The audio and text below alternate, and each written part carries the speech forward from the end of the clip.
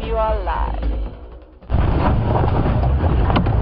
Welcome. We've got two zebra stallions roaring after each other in a big fight. I'm going to try and catch up with them. Oh, they're going back that way. And they've been kicking and bucking and chasing each other. They're about to go past us.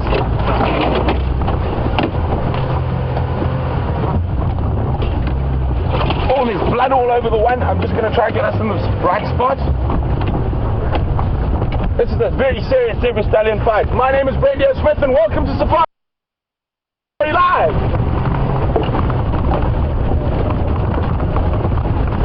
You can just see the dust disappearing in front of us from them. I'm going to try and figure out where they come out. And might head back to where we saw the rest of the herd. But there's blood pouring out of the one zebra's shoulder. This is a very serious zebra fight. There, they disappeared too. I've got Andrew Francis on camera with me. We have James Henry and Brian Joubert on the other vehicle. And we have Lou and Tara in final control. So we've been trying to keep up with them. They've been roaring down the side of the road. I think what we'll do is we'll try to get back towards where we saw the herd. It should loop back towards there. And zebras can be extraordinarily violent animals. And often the wounds and scars you see on them are not caused by lions, which a lot of people think. They're caused by other zebras. Yeah, they come on the right. Yeah, they come on the right. Well spotted, Andrew. So the one in front, on his right side, has got a big bloody wound on his shoulder.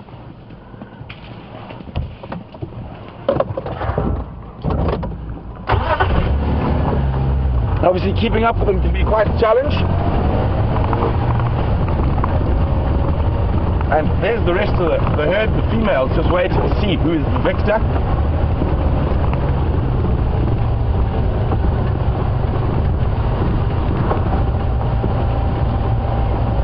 Obviously everyone's a little bit jumpy in this cold, windy morning.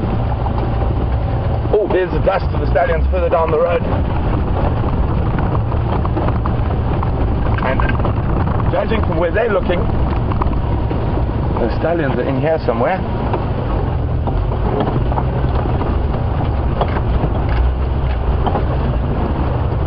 Now I've seen zebra stallions fight for up to 2 hours in the Makati salt pans of Botswana. I'm going to try to listen for the pounding hooves.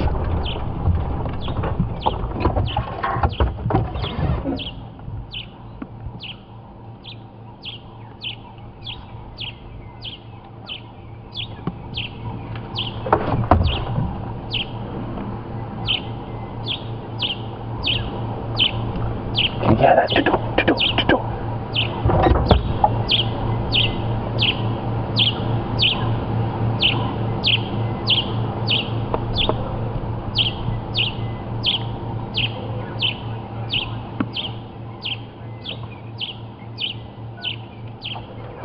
sounds like they might be coming back towards us. We're just going to wait here. I know it's a bit difficult for you guys, but I can actually hear their hooves.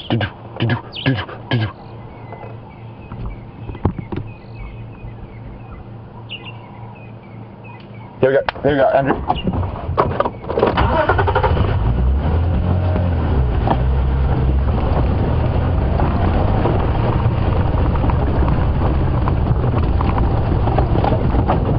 Just ran across in front of us and at high speed.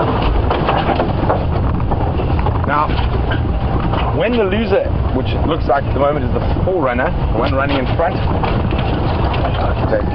gets tired, that other stallion will press home his advantage.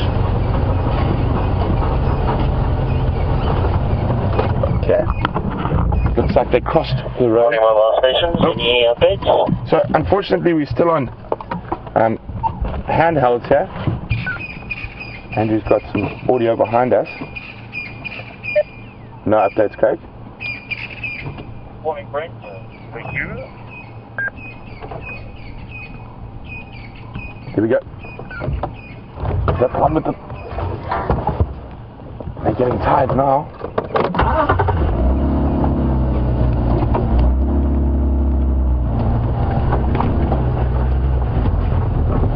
We can have a look at that bite wound on its shoulder. This one, there we go. You can see the blood on its side.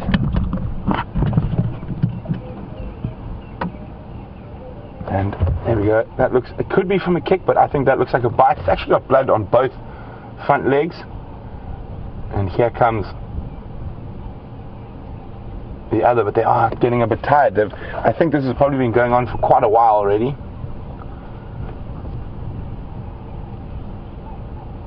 Oh, there we go.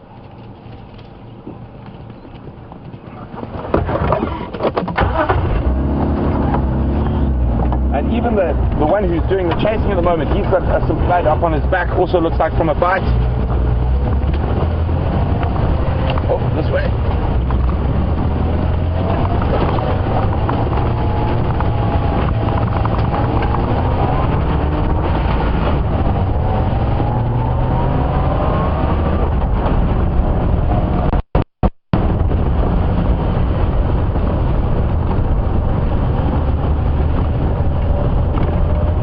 I'm just trying to get up to him, but they are moving at a rate of knots.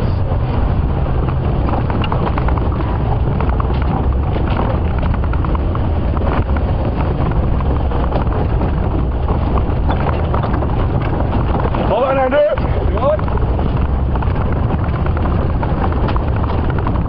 Where did they go? I just saw them here a brief second ago.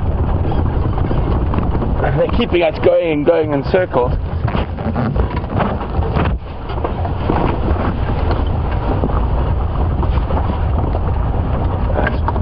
They are brutal, which Paul Rizzo has noted. They can be very, very brutal.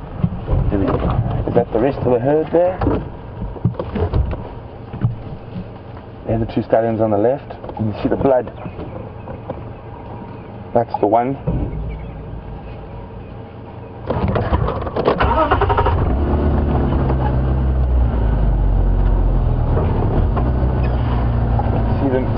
Disappearing. I'm going to wait here, see if they run out into the open. I mean, it's difficult enough following them on this open fire break. We're not going to be able to follow them inside that thicket.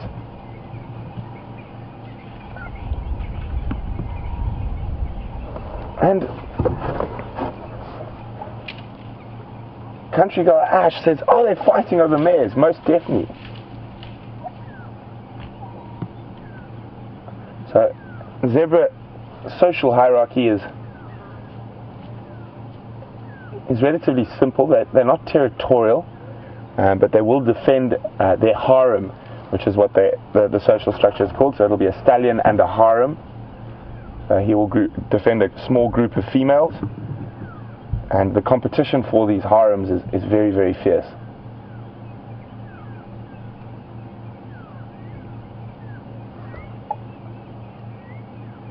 Seems like it's calmed down now. I think they're quite tired. They've probably been going at it for a while.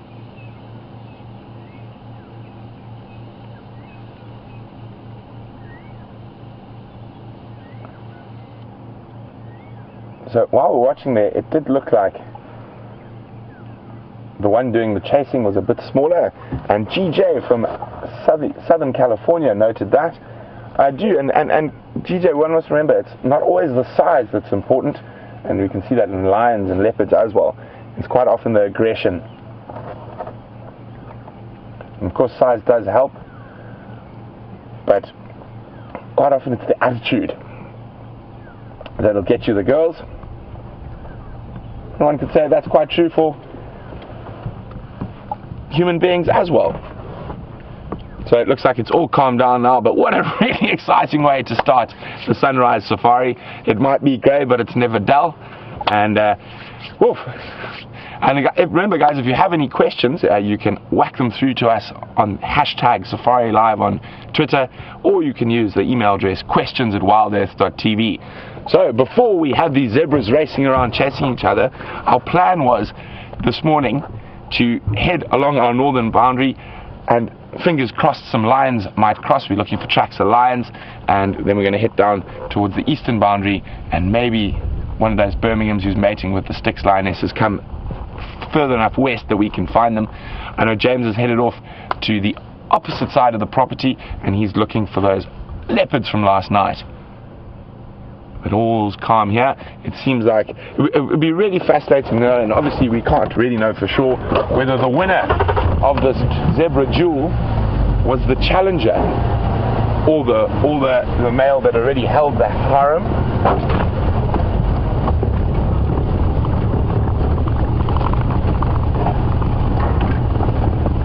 So we are returning to our original plan now,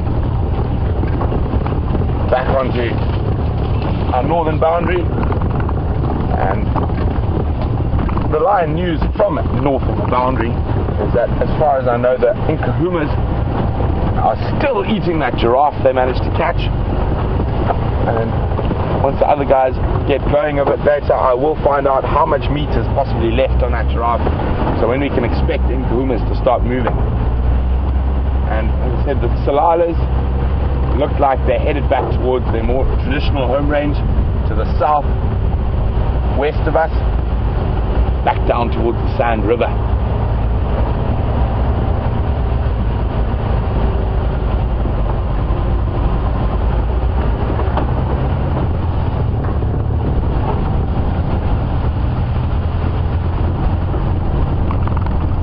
And you can see it was quite a challenge to keep up with them. We were flying down the road, and Andy said, wow, I knew zebras were fast, but I didn't know they were that fast. Well, when you got to keep out of the lion's jaws, it helps to have a good turn of speed. But the one thing a zebra doesn't have is stamina.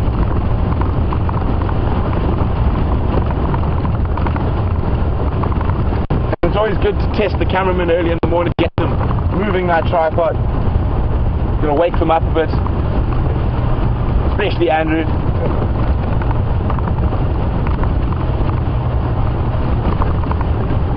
So I am going down into quite a steep dip here, and occasionally we do have a bit of signal issue in these dips. Bear with me, I'll just move quickly through it.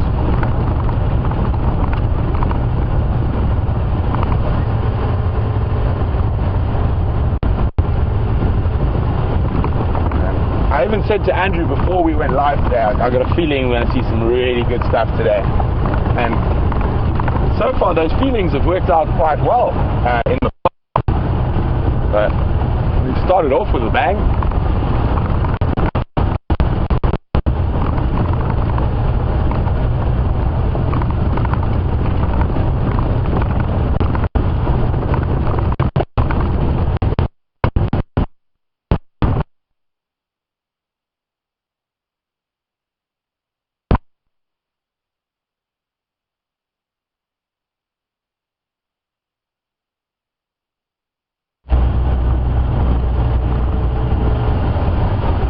I've got to just bring that excitement level.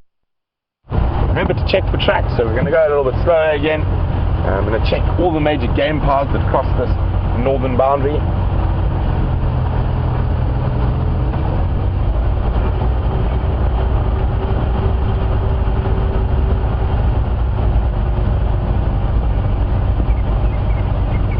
So, zebra fights are really, really violent. And Emily Moon's wondering, do they ever fight to the death?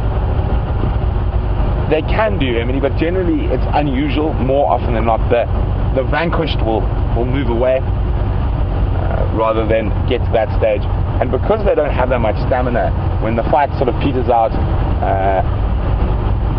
they will let the vanquished leave, but they quite often will push home their advantage, really beating them on the ground if they get that opportunity. But the other risk, and why one of the main reasons they let the vanquished leave and those fights seldom go all the way to the death, is because while you're off chasing someone off away from your harem, someone else can sneak in there and steal it. And obviously you are now very fatigued and you've got to come back in as a new stallion, lording over the females. Not such a big problem in this area at the moment, but in areas like the Masai Mara and central Botswana, where the elephants travel in groups of hundreds, it's very easy for a stallion to nip in. So even within those really large groups and migrations, there will be stallions defending up to sort of 10 or 15 individual females within those groups. That's very, very fascinating.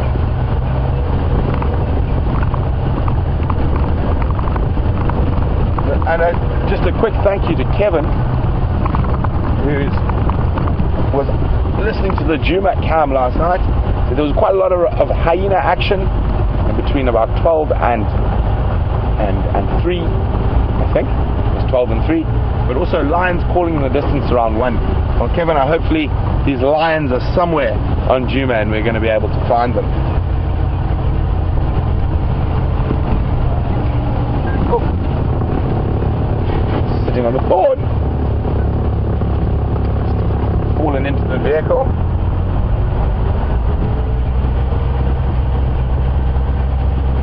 And as I said, it's quite a cool morning, but it looks like there is a bit of cloud coming through. I mean, a bit of blue sky breaking through. And it's 19 degrees Celsius, 66 Fahrenheit. And for those of you who still follow the Kelvin, it's 292 Kelvin and 6.27 Newton.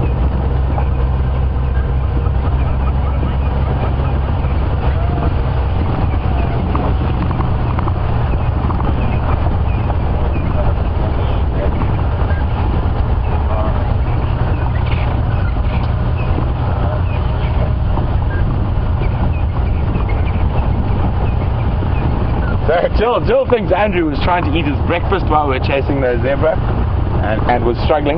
Well, I can tell you now he's now covered in milk and cereal. No, I'm only joking. He wasn't eating his breakfast. He did have his breakfast bar before we departed this morning.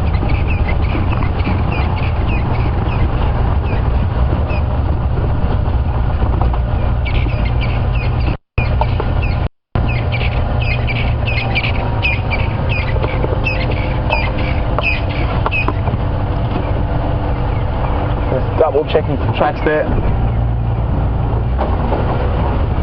So, if a Challenger took over that harem and managed to out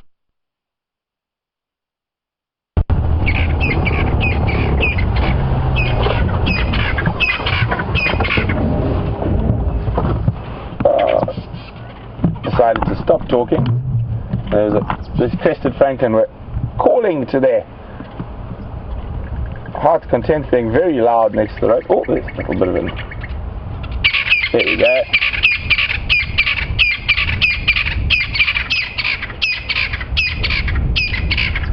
Very distinct part of the dawn chorus, the Crested Franklins. Noisy little blighters.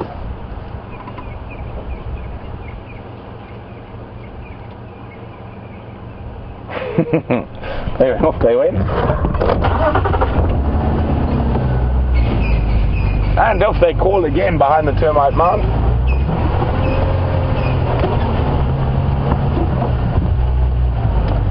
So, sorry Lisa, back to your question. Sometimes, not all the time, but it does happen occasionally where a new stallion will kill the foals. Especially if they're younger foals, but it doesn't happen every time.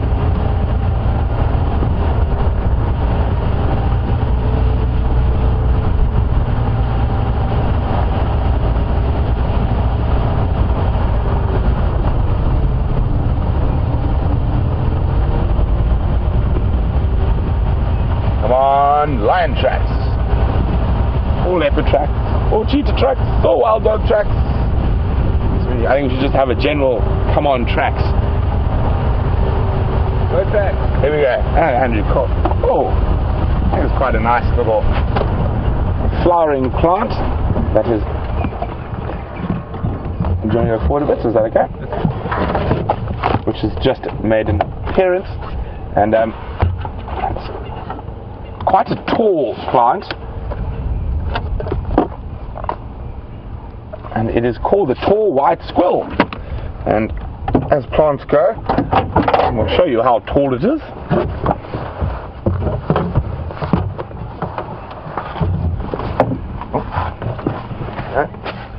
The one nice thing about having the handheld is I'm in constant communication even when I'm off the vehicle. There we go. A tall white squill, probably about James's height. What do you think, Andrew? Yes, maybe a bit taller. Ooh. Can you get this here?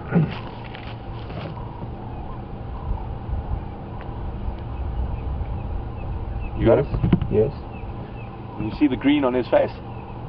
Pushing it. Pushing it. Hey, let me move the car a bit closer. So literally there's a longhorn beetle that's feeding off that the pollen in that tall white squirrel, and his whole front end is covered in the pollen. So let's see if we can show you that. I'm getting a little bit closer.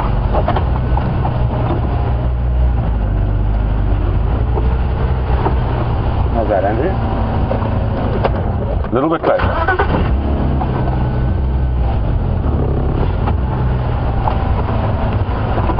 Obviously, I don't want to disturb this beetle while he's having his breakfast. Here we go. A little bit lower. There we go. You can see that greenish tinge around his front, and that's all the pollen he's collecting from this plant. And as it warms up, it's a bit cool and at the moment, so there's not that many insects around just yet.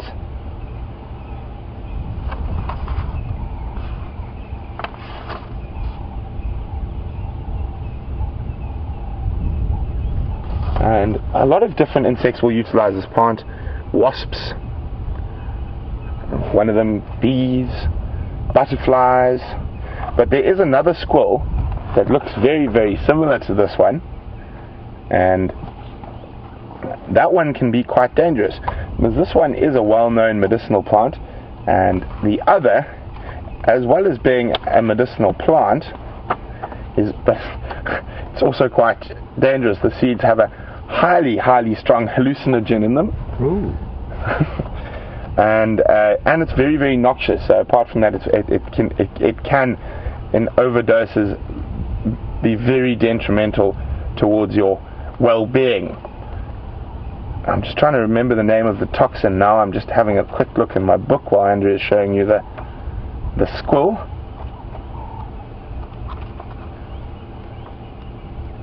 And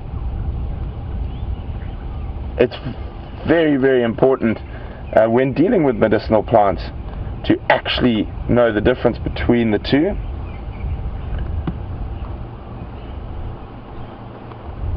Okay, well, I will find out that for you a little bit later, but while we do our homework in our books, we're going to send you back, we're going to send you across to, so James can say good morning, and we'll be back with you a little later.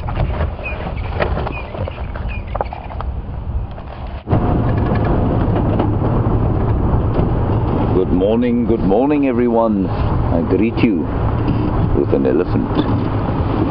A beautiful, enormous elephant bull, marvelously framed there by a telegraph pole.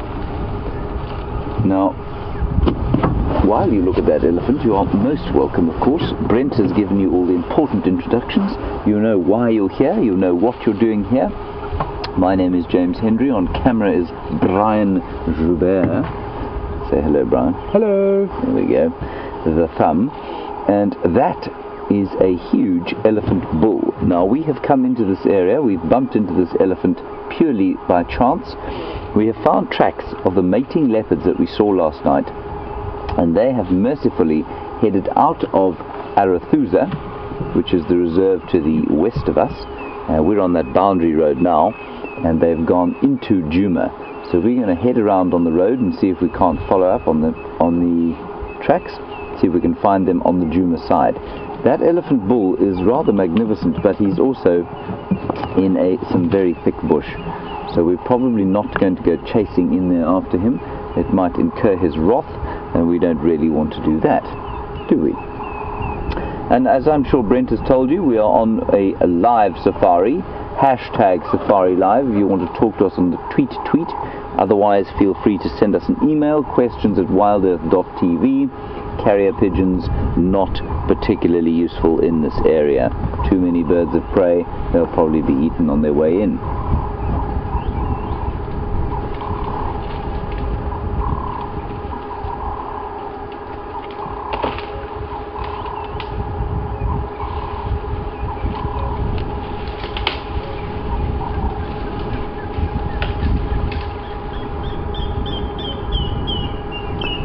Right, well, we'll just sit here for a little bit longer while he's being quite confiding. You can see he's got enormous tusks.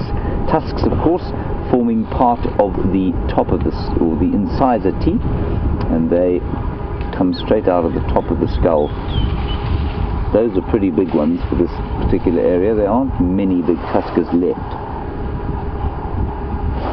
And while we're looking at him, people are often extremely attached to the very obvious emotion that elephants show. And Lynn, in Western Canada, you've obviously seen some footage of elephants playing with the bones of the dead. And certainly there's a lot of thought that this is a case of mourning. So we absolutely do seem to see that with elephants. And I remember once we had a dead elephant at a place called Ngala. And for many nights, a whole herd would come up to where the carcass was, and they'd stand around in dead silence for at least an hour before moving off. And they did that for about 3 or 4 nights in a row. And it was a very sort of humbling, I suppose, experience, and it was also an experience that gave you an impression that there were absolutely some kind of emotion flowing through the herd. We can't define what that is, of course, we don't know, but of course we are very tempted out here to anthropomorphize the animals that we see, and so we'll probably put it down to some kind of sorrow, and I think that that's the most accurate way of putting it. So Lynn, it's very common. You absolutely do see elephants mourning their dead by picking up the bones. They will make those either deep infrasonic rumbles while they're doing it, and they might even shout. They'll put the bones on their heads and then drop them on the ground. He's a magnificent fellow, this, he really is.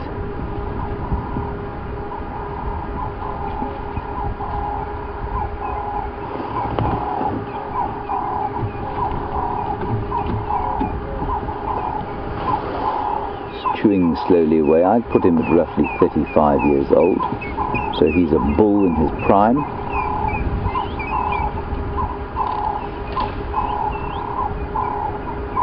You can probably also hear the ring-necked dove calling just to the side.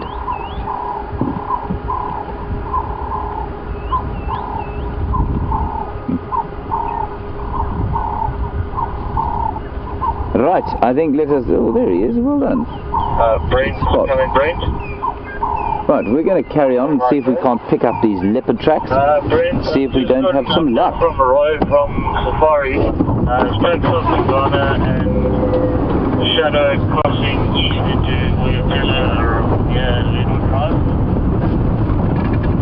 Marvellous. Just going to quickly get hold of Craig on the radio. We're in the new vehicle, of course. A couple of technical issues we need to work on. Ideally, we want this coming into my ear so that you don't have to listen to it. But we will definitely have to talk every so often on the radio, I'm afraid.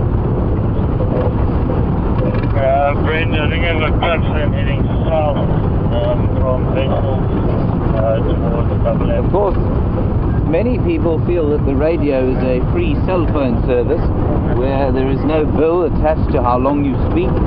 This is, of course, a mistake, and one should speak as little as humanly possible on the radio to avoid traffic.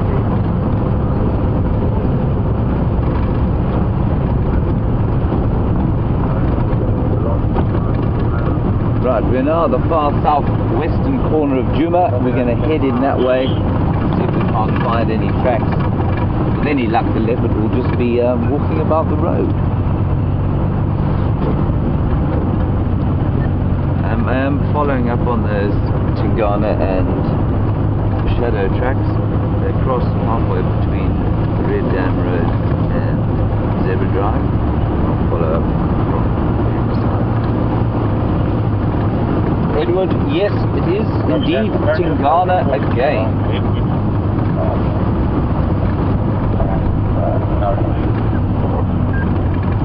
Negative, nowhere near there. I was, sorry, couldn't they cross into, just go again with that update. I had Roy with me at Junction, Zebra Drive and Red Dam Road, and we both have the tracks going into Boyatella. Confirm they cross out of Boyatella at Leadwood Drive.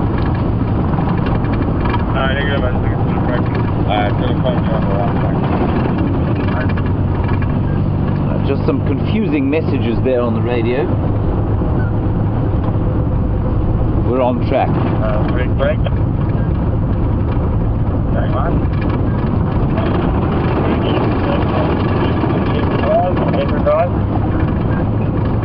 Right. We are in the right, definitely in the right place. And Edward, you say, is it Tingana again? Edward, it is Tingana again. He is having to, well, steel himself for all the ladies that are attracting his attention and basically harassing him.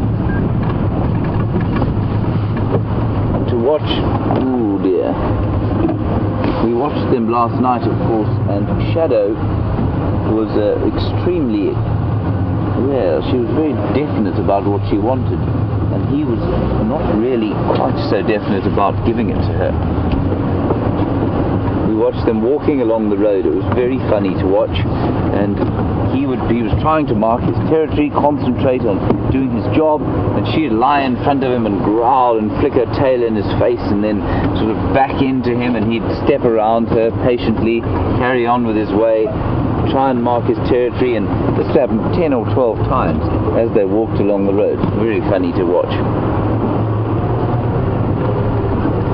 Now this is round about the area that we think they've come into, so we just have to be very careful while we're watching the road and see that the tracks don't cross. There's not much irritates other guides in the area more, flies everywhere, than if you drive over the tracks rather than spot them. I've done this myself, of course, by mistake. Leopard, of course, don't weigh very much, and so you need to be quite careful if you're on hard ground. There is a great plethora of flies. Can you see them on the screen there?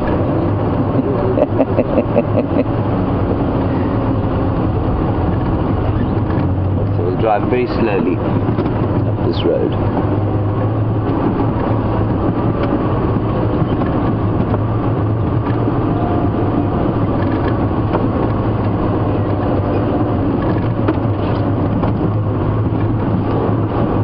So they were coming basically from where I'm pointing there. That's where the tracks hit.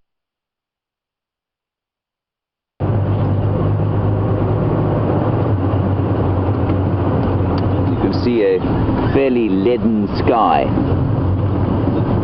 It's actually quite nice at this time of year. I don't think it's going to rain. I think we may get a little bit of spittle a bit later, but not much in the way of great cyclonic thunderstorms. It's unlikely to happen.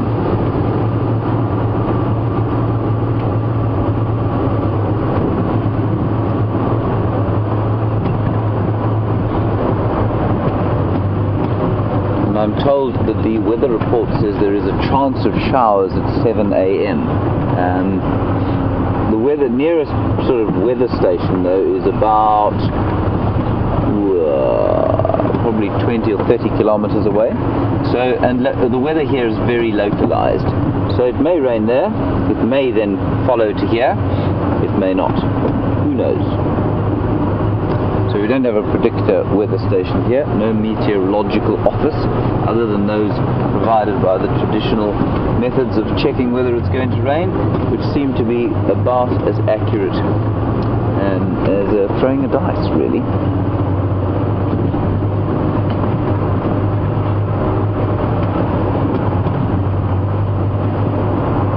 Brian, you will tell me if you see two mating leopards, won't you? Maybe. Okay, thanks.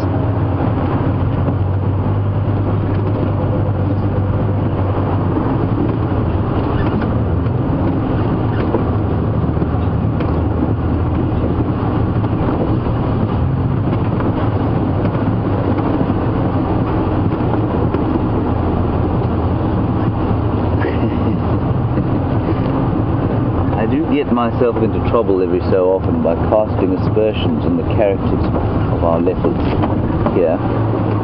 And Ellen, you make a very good point that while I have described Shadow as harassing Tingana, she's doing precisely what any leopardess in estrus would do. There's nothing unusual about what we're watching. I'm not sure, however, that Tingana is necessarily behaving completely normally. It may well be that he's just a little bit tired after the exertions of having mated with Karula. Ooh, here we go. Here are the tracks on the road. It may just be that he's a bit exhausted after the exertions of mating with Karula for many days. Sorry, I'm going to be not looking at the screen camera for now, just checking where these tracks go. They definitely go onto the road in front of us. So as Ellen says, Shadow is definitely not being anything other than a totally normal leopard. So here are his tracks. I don't see hers anywhere. He was probably carrying on his territorial marking. And it was actually really hilarious because she disappeared into the bush, and then he sensed her coming out while he was marking his territory, and he stopped.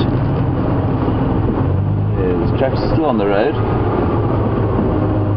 And he stopped and he saw her, and he hunkered down onto the road and put his ears flat back, and she looked around desperately and she spotted him, and you could see as he saw her, he kind of lifted his head and looked around like this and put his ears back and grunted, and she came trotting over, and he could not have been less impressed by seeing her.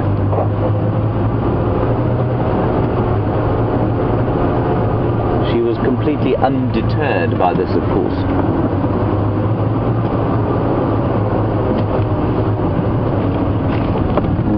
I don't see the tracks anymore.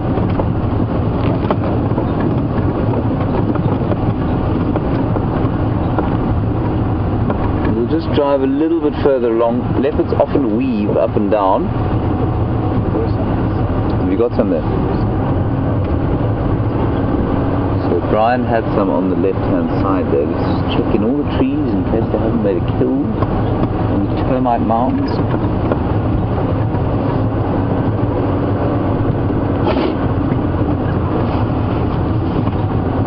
Large bird over there. It's definitely not a leopard. We'll go as far as that before we turn around and come back and see if the tracks don't go somewhere else. Just going to pull that in on the radio.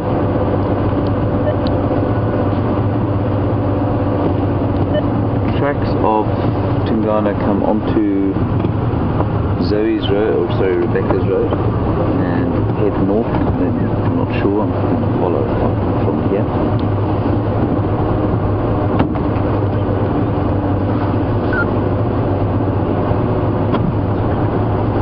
Got to drive very slowly, and it's always a bit of a toss-up as to how fast you should go, because they do move, of course, but at night they move. Normally during the day they'll go still.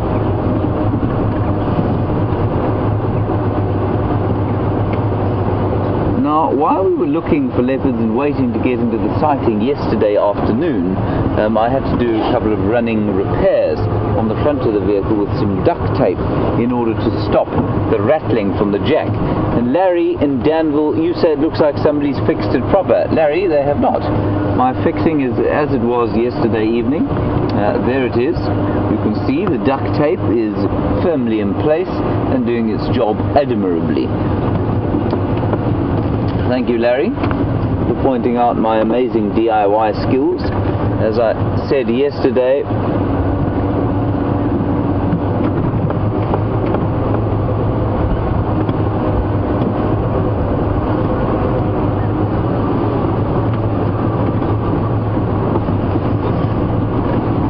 as I was saying yesterday, there's a wonderful law called the law of the instrument, and that law states that if the only tool you have is a hammer, then all problems will tend to look like nails. Now, this is much the same with duct tape. If the only tool you have is duct tape, all problems will look like they can be fixed by duct tape, and indeed it would seem that they can. And then on the subject of the car, of this mighty vehicle that we're driving around the place, while we're looking for leopards, I'll just tell you a little bit about it. Question from Washington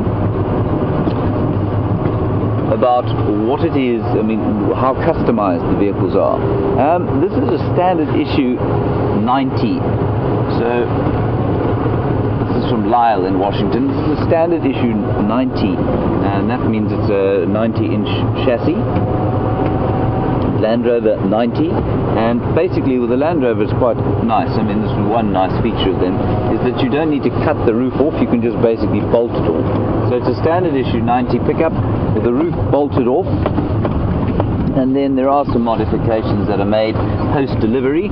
We've attached a sort of large center console for the camera to sit on, a couple of benches, which are not particularly comfortable for Brian to sit on. Brian adds a pillow to that so that his bottom doesn't become sore during the driving around the place. This thing, this kind of khaki dashboard top is quite new. But otherwise, pretty standard, you know. There's not a huge amount of difference. All the technical equipment is new, but there are no major modifications. That's the nice thing about the Land Rover, like I say, you can pull off the roof, you don't need to cut it off.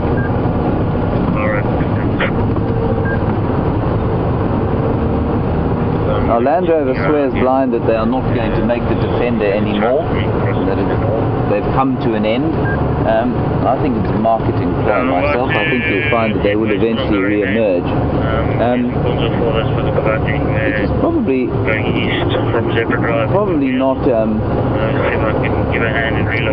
not sort of the great sadness that the design has been retired. It hasn't been modified since roughly 1754. What is that?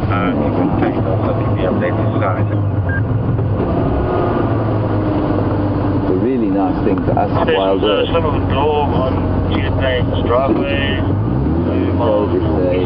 It's the stick. So the nice thing about this little car is that it's short wheelbase, and so it's really good off-road.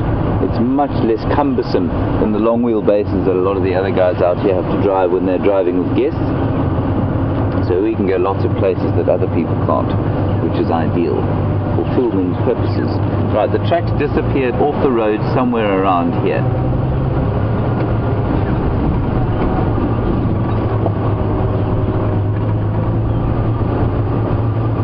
What we did notice yesterday was that Tingana was limping along. He's very clearly sore on his left forepaw, and we don't really know how that happened. Glenn in Idaho, you were clearly watching last night, so thank you for your time, and a good question, do I have any further thoughts on it? I didn't lose a huge amount of sleep over it, I have to admit, because the rest of the sighting just astonished me so much, so I kind of forgot about it. But Glenn, I think you'll find that it's one of two things. He was hunting a buffalo a little while back with Karula. I think that could have injured it. I think also that you've seen how aggressive the mating is. You've seen that as he climbs off her, she turns around and she'll take a swat at him. And I wouldn't be surprised if a claw has caught him, perhaps in the foot, and maybe that's what's injured him. There was some talk about maybe it being an injury from a fight with another male leopard. I really don't think that's the case. I think that much more likely have hurt his head. You know, that's where they fight. They go for the neck. There'd be some other kind of injury if there'd been a physical fight. And leopards will avoid physical confrontation as much as they possibly can, because if they do get injured, it's obviously extremely dangerous for them, because they don't live in a pride, they don't live in a group. So if they get injured, that's normally it. So they need to be very careful. And I'm hoping fervently, as I'm sure are all of you, that his injury is not serious.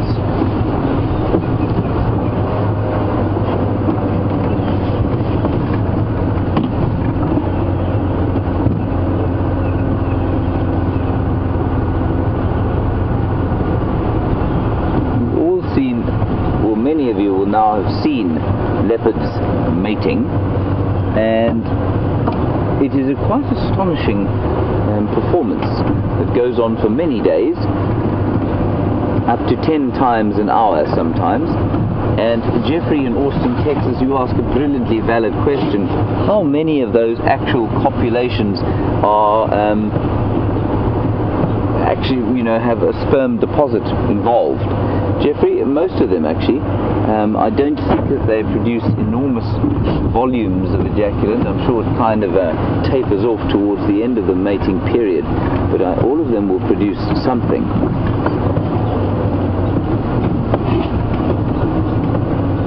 Okay, here was where the last tracks were. I don't know where they go.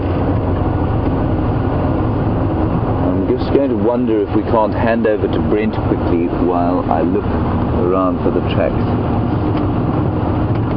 We might be able to do that. Oh, they're over here, the tracks.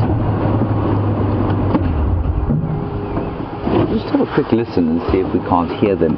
They're very noisy when they mate, of course. There's a lot of growling and shouting.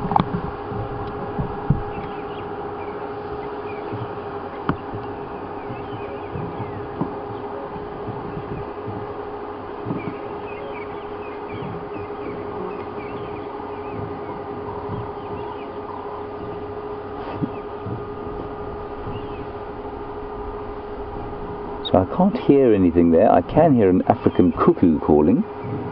Boop, boop, boop, boop. But nothing in the way of leopards. Okay, we'll go around onto the next road there. See if we can't pick up other tracks. I think they've probably gone into this block now.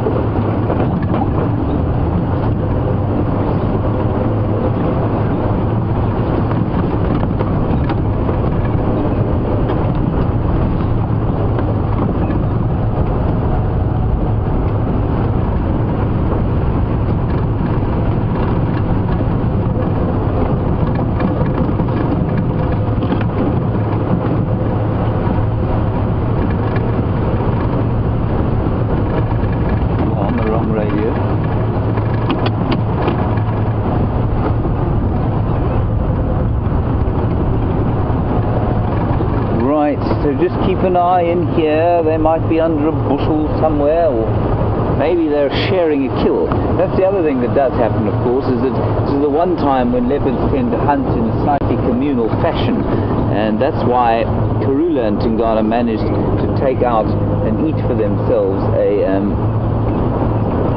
small buffalo the other day.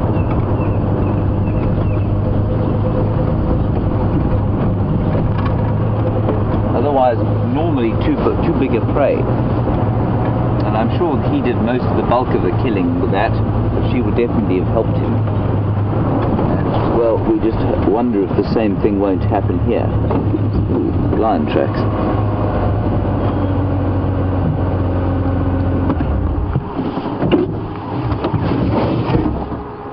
Well, we're going to head across to Brent quickly. I suspect he's following some lion tracks.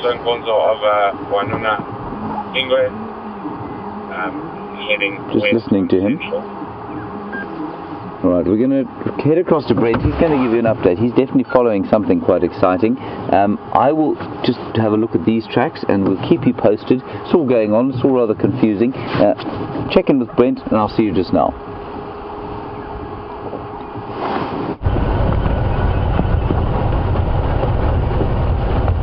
I told you, I had a feeling this morning, and we're going to be going really, really slowly, checking really carefully. And found the tracks of a single male cheetah coming into Djuma, as well as the tracks of a male leopard.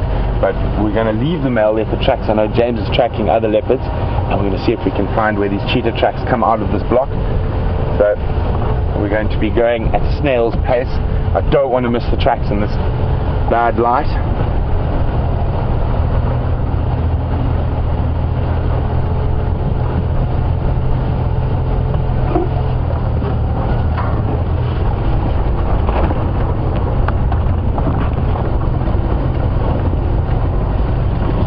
Tracks went off the road in this general area here, and those of you who have followed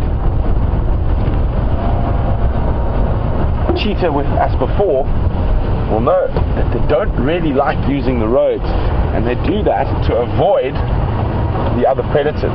So they don't like using big game paths or roads because leopards, lions and hyenas like using big game paths and roads.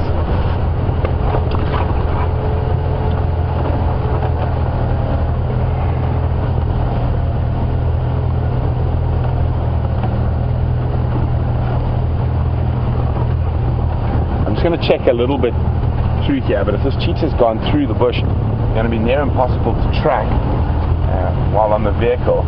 But we've got to think like an animal, and if I was a cheetah in the general direction it's heading, I think we're going to go check Buffalo's waterhole.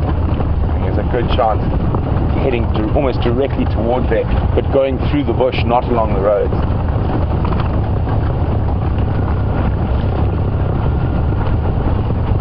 So we're pretty much opposite where those tracks went off, but I still think he's going to be heading further north. But we'll just double check, rather make sure.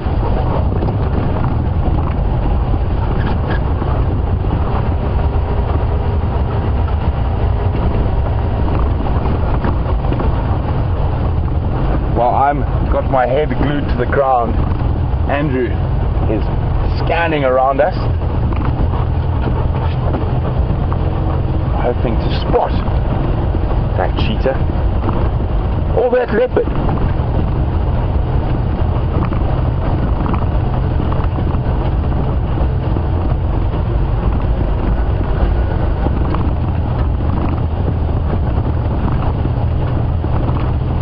Very exciting. Tracks of mating leopards, tracks of a cheetah. Craig, Gonzo the single Kanka, west of Cheetah Cut Line towards Drakensberg Central Junction. I'm busy checking the area. Alright, copy. I'll keep my eyes right on Dams Road. So we've got some kudu over there, very relaxed, munching away, and kudu have got incredibly good eyesight spotting predators. So I think we're just going to check the soft sand up ahead here, and then we're going to turn around and head towards the Buffalo's waterhole.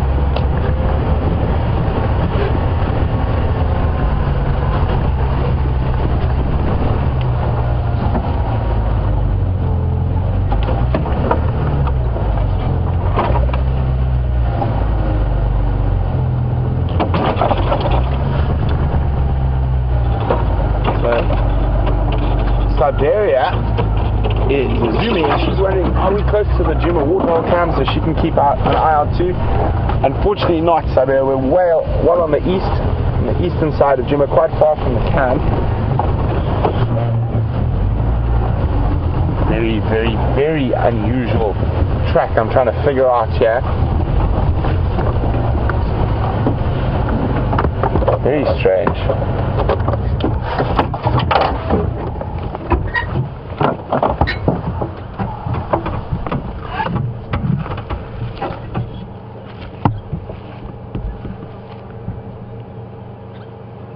See that the ground's been flattened here. First thought it was an elephant, but it's not. It's a very big python, incredibly big snake. Very unusual track. See, it's actually laying and gone across there, but it's actually been resting here during the night. Quite often, if you just check very carefully, sometimes you find them very close by.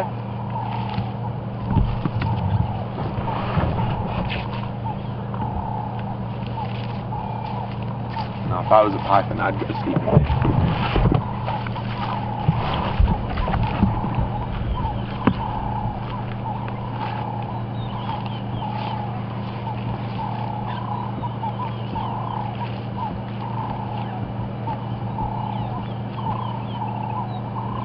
Nope.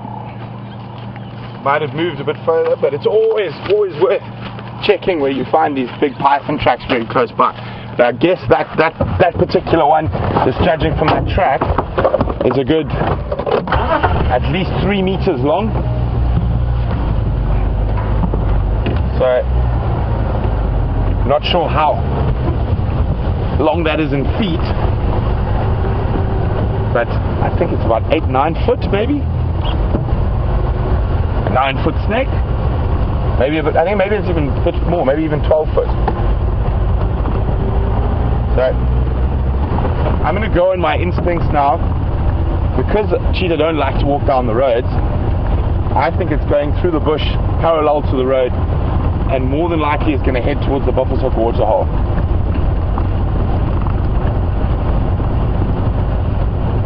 Andrew, keep your eyes open.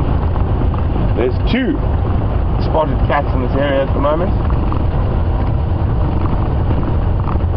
Brent and James on those ones. Oh, okay, just got touch Craig. Craig last.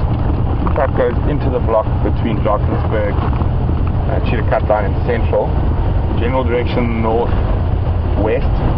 I'm going to check Drakensberg through to around Buffalo's Hook or Gory Pan. I think that's the general direction of the track. Okay, copy. I'm just coming to England track junction, turn down small, nothing this side. Copy. There's also tracks of a single one in Inway coming down on central towards Drakensberg. If I have no luck with the Shikakanka, I'll come back to those. Alright, copy. And he would have just crossed here somewhere. Again, we're going to be checking really, really carefully. And also listening, hoping that monkeys or kudu or impala, nyala spot this animal.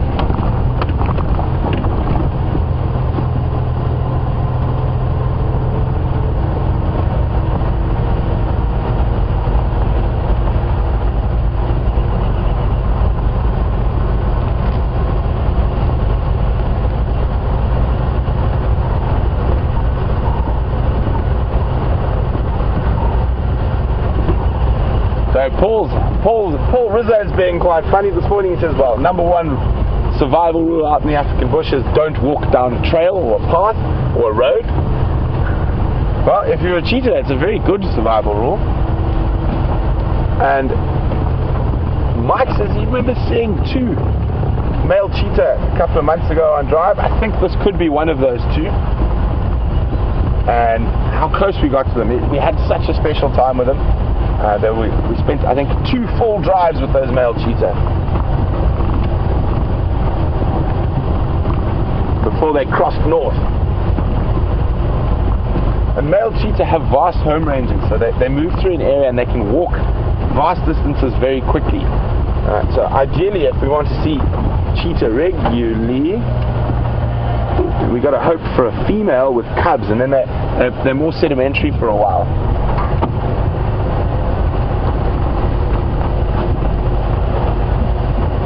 But cheetah are fascinating species.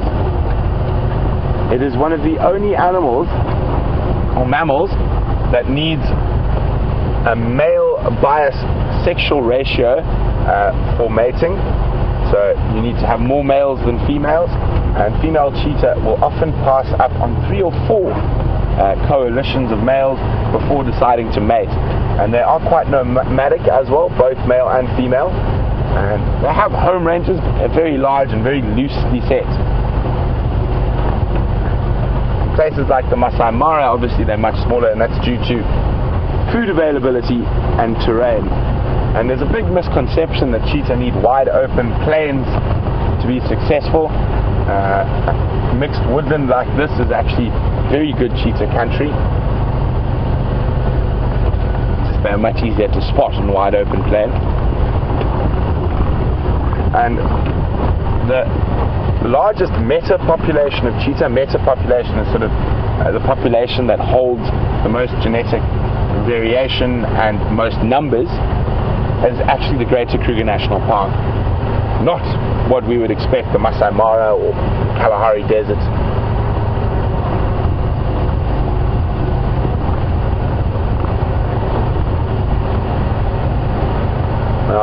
on the reserve where my parents live, we have a coalition of 2 male cheetah that we see quite regularly, and over the last 4 years or so I've spent a lot of time with them on foot, and the fact so now they're so habituated, and these are completely wild cheetah that have never been they haven't been hand reared, they're not from a petting zoo. I can sit about 4 meters away from them on the ground. I've actually walked with them while they're hunting before and seen them catch an impala on foot. And cheetah do climb trees, Shannon, but not very well, not quite like a leopard. Normally they'll use fallen down trees or branches to get a vantage point, and they also like defecating in high ground and scent marking in those places.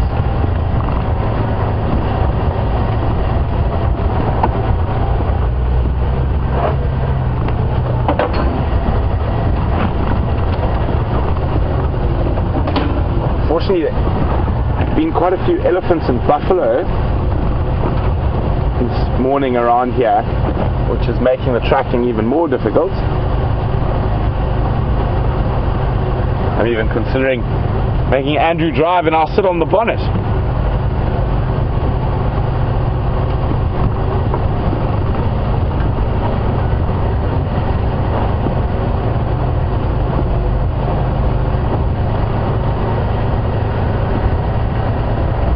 So I'm hoping this big junction here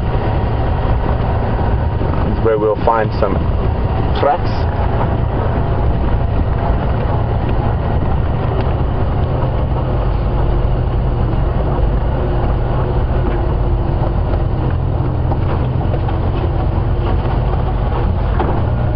Hyena tracks. And there we go. Cheetah tracks have come out here. Still heading towards the Buffalo's Hook waterhole. It is very bad light, but I'll try to show you quickly, and it's heading towards our northern boundary, so we're not going to waste too much time showing you a track. We can rather show you an animal. There. So it looks very much like a hyena with the claws in the front, but at the back it's got the 3 lobes of a cat. Because cheetah have semi-retractable claws, and it's one of the only cats that can't fully retract its claws. So when they walk, the claws do show. Just gonna update the other guys. Mkondo of that Wanuna Shikankanka still heading north from Gwaripan Junction towards Buffalo's Hook Dam.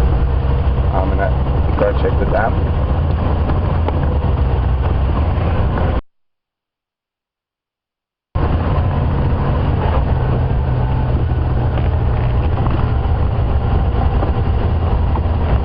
So the first time I saw cheetah on Juma, I was with Brian, and we had their tracks and we were tracking them, and we looked up and we saw these 2 male cheetah actually very close to Buffalo's Hook where we're going now, and we had a really spectacular sighting, and something quite interesting happened there. They were chased by a leopard, and Gilly, who's from Milwaukee, says, "Please remind me, Brent, which male leopard chased those cheetah?" And I know it was a deer leopard to a lot of you. It was Quarantine, young male leopard who chased those 2 male cheetah.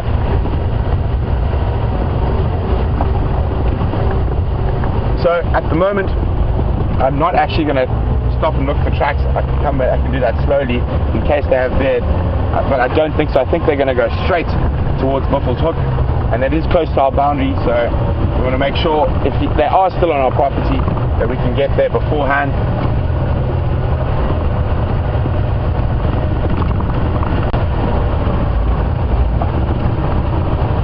So it's quite possible, or it's likely that cheetah has now gone through the block here or here, avoiding this road. It would be amazing if we get there and he's having a drink.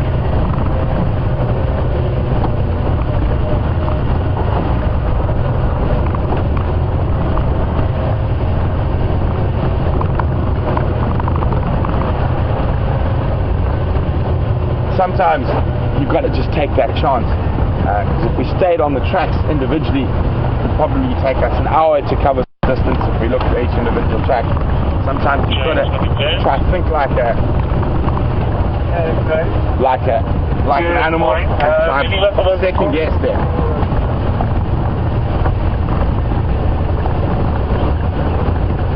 Andrew, fingers crossed.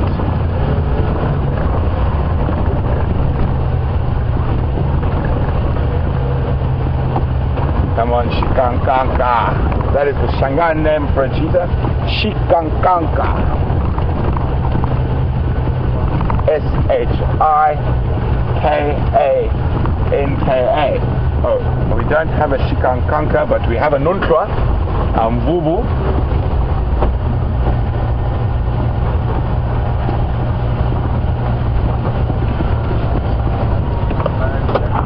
Morning, Gerald. South from Kumalima, there's a new cross back west into Azusa.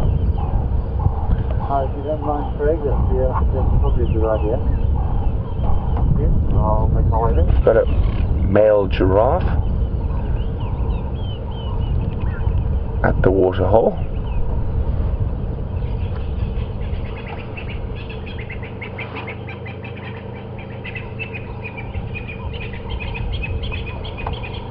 What have you spotted, giraffe? Giraffe are very good at spotting things, so just want to go around and have a look where we can't see where he was looking earlier, just in case.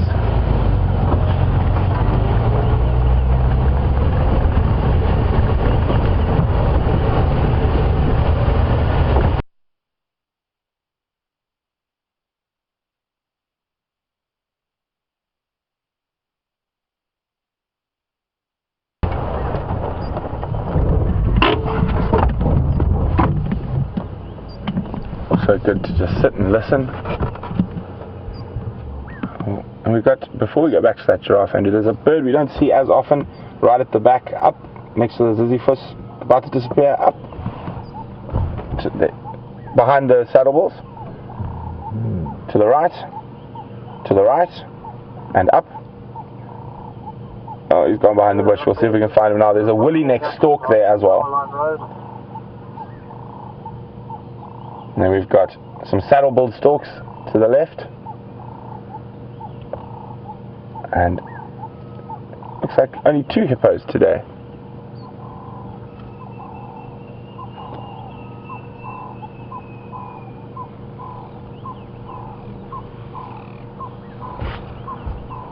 What are you looking at, Gerald?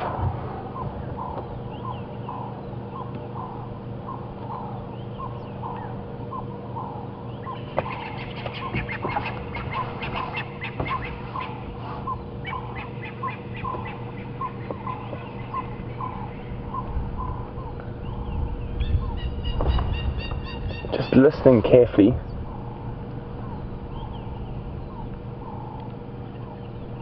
And we've chatted a lot about the hyoidian apparatus, which is the voice box in big cats. And cheetah do not have the same apparatus as lions and leopards. And there's 2 amakops now. And Mike was wondering what type of noise or contact calls do adult cheetah make, and Country Girl Ash said, don't they have a very chirping noise? That is correct, and that is their contact call. It almost sounds like a bird chirping, very high pitched, and I'm afraid I cannot imitate it. And funny story, once quite many years ago, one of the amazing Shangaan trackers I worked with and myself were watching a female cheetah with 5 cubs in the Sabi Sands, and a guide from another lodge, were on the boundary of our property, drove up there, and the female cheetah was making those high-pitched bird chirp contact calls to her cubs, and the other guide said to his tracker, "Umfit, what in Yoni is that?" He said, "What bird's making that noise?" And Simon and I nearly burst into laughter, And we looked at the poor tracker sitting on that other vehicle, and he just sort of shook his head. He's like, but why they give me this guide like this? But yeah, so that was quite a funny story. That poor man did not live it down for many a year. I think he had only just qualified as a full guide. Maybe one of his first cheetah sightings.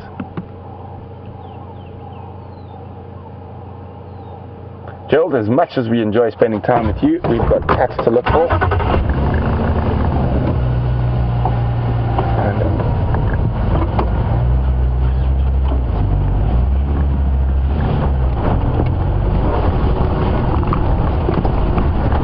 So that cheetah's either made it here before us.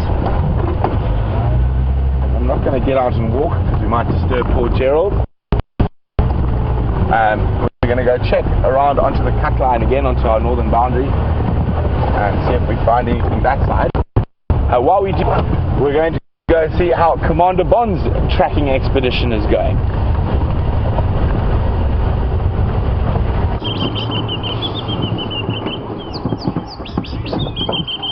Hello everyone. No luck with the leopards as yet, I'm afraid. We've just stopped here. There seems to be a really beautiful little bird party going on here. You can hear a white-browed scrub robin calling. There are some drongos. There's a green pigeon. There's a green pigeon there. Beautiful bird. What else have we got in there?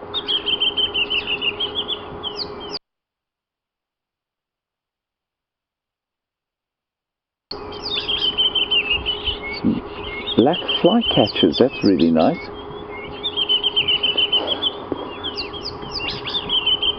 And that drongo is imitating a rattling stickler. It's going choo choo choo, trip trip trip.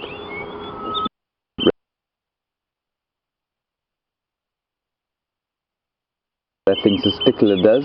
Southern black tit.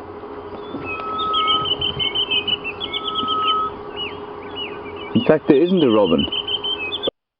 Sorry. So, we have been unsuccessful so far. It looks like the track's headed in this direction off the road. So we'll keep driving the block around here and see if nothing pops out. We also had some impala alarm calling, but that was from way south. And there were some tracks of a male lion and a female lion heading in that direction. Perhaps it was them, but they've definitely gone off the reserve that we're on, so we can't follow up on the lions. So we'll continue with fortitude our tracking of these two mating leopards, but where they are is anyone's guess at this stage. Tingana, like I say, was definitely marking his territory yesterday evening. And what that means is that, I mean, a male leopard marking his territory can go an enormous distance, even with the attentions of a female leopard, trying desperately to encourage him to mate.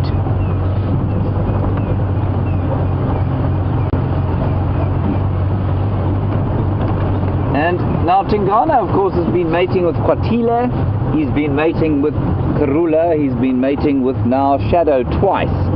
This is his second bout of mating with her, and seemingly without success. No cubs yet. And as Angie makes the point, thank you for that, Angie, it would be rather nice to have some cubs around, well, firstly just to look at them, and secondly so that Tingana can take a load off, have a bit of a rest, and stop being harassed by these ladies. I say it's not a problem, I think, that not an unpleasant problem he has. But it is interesting that in the last 6 times he's mated, seemingly not. He hasn't seemingly, on 6 mating occasions, seemingly not managed to produce offspring. Which is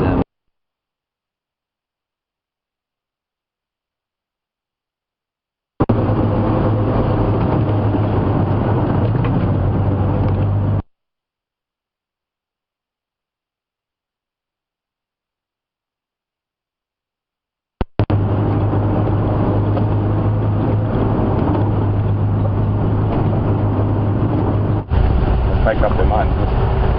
What was that? I think it's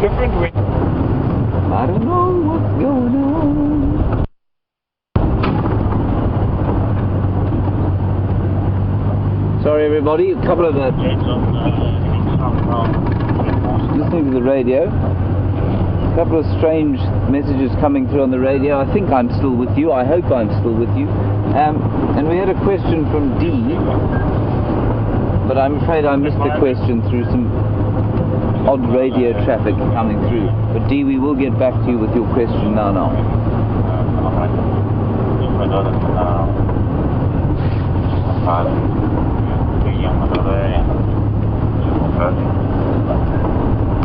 Were they on a bumper or just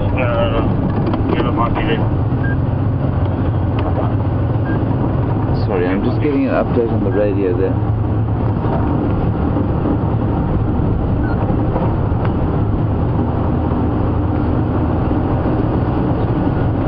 Right, never mind for now. D, as far as I understand your question, and I'm not sure I'm getting it right, do the females... Brian, flooded? Did you get that? No. Ah, there we go, flag. Do the females flag their estrus? They do. They flag it in, but not visually. They flag it with pheromones and with olfactory signs. So they will leave signs in their urine, and that will definitely sort of encourage the males.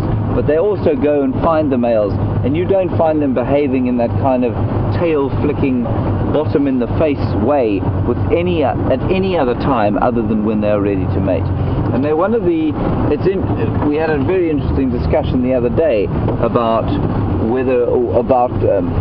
females that show estrus, that demonstrate estrus, because it's by no means universal in mammals, and they reckon that one of the ways to stop infanticide, which was of course the killing of youngsters by unrelated males, is to hide estrus and to mate with multiple males so that nobody really knows who the father is, and what that does is reduce infanticide. Now in leopards that's not so much the case, but we do think that perhaps the fact that they mate with more than one male either indicates that there could be more than one parent, more than one father in a litter of cubs.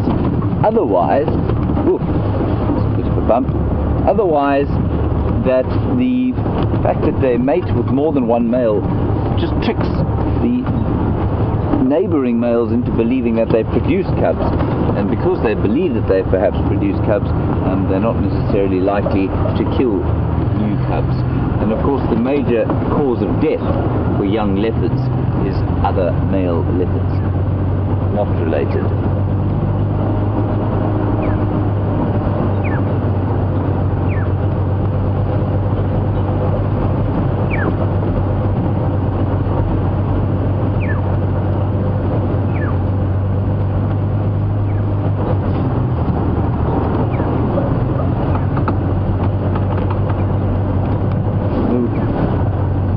Kind compliments coming in from Tammy.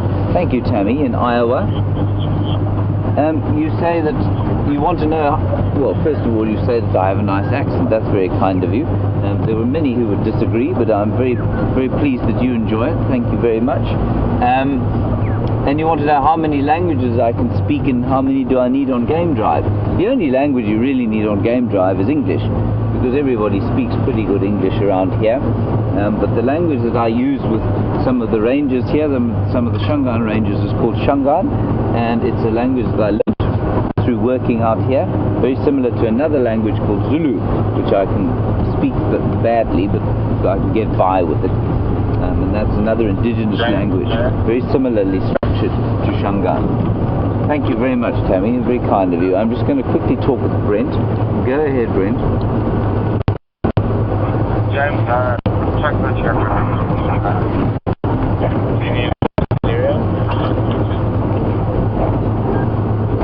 I think I'm copied that you would like to come and give me a hand in this area. That would be very nice if you want to come down here. We should have one male, one female lion on Philemon's line. It's a block to the south, so I can follow up from there. And I'm currently checking Impala Road towards Impala Plains. Craig's checking Triple M, and I think they could be in the block between Impala Road and, a big block between Impala Road and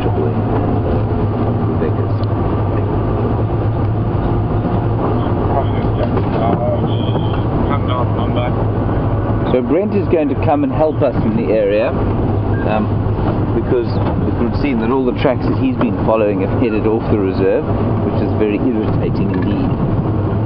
So we'll circle around here, and if we're lucky, we'll come across the leopards. We probably won't spend the entire morning looking for them, but you know, first of all, mating leopards are highly exciting to look at, very interesting, and secondly, they should be relatively easy to find. I mean, they make a noise, they don't necessarily move far, but I think perhaps Tingana's attitude of wanting to mark his territory again, possibly as a result of a bit of moisture that we've had, a little bit of rain, and that would of course wash away his scent. Perhaps he's quite keen to just reassert his authority in the area. She'll just go along for the ride, I think.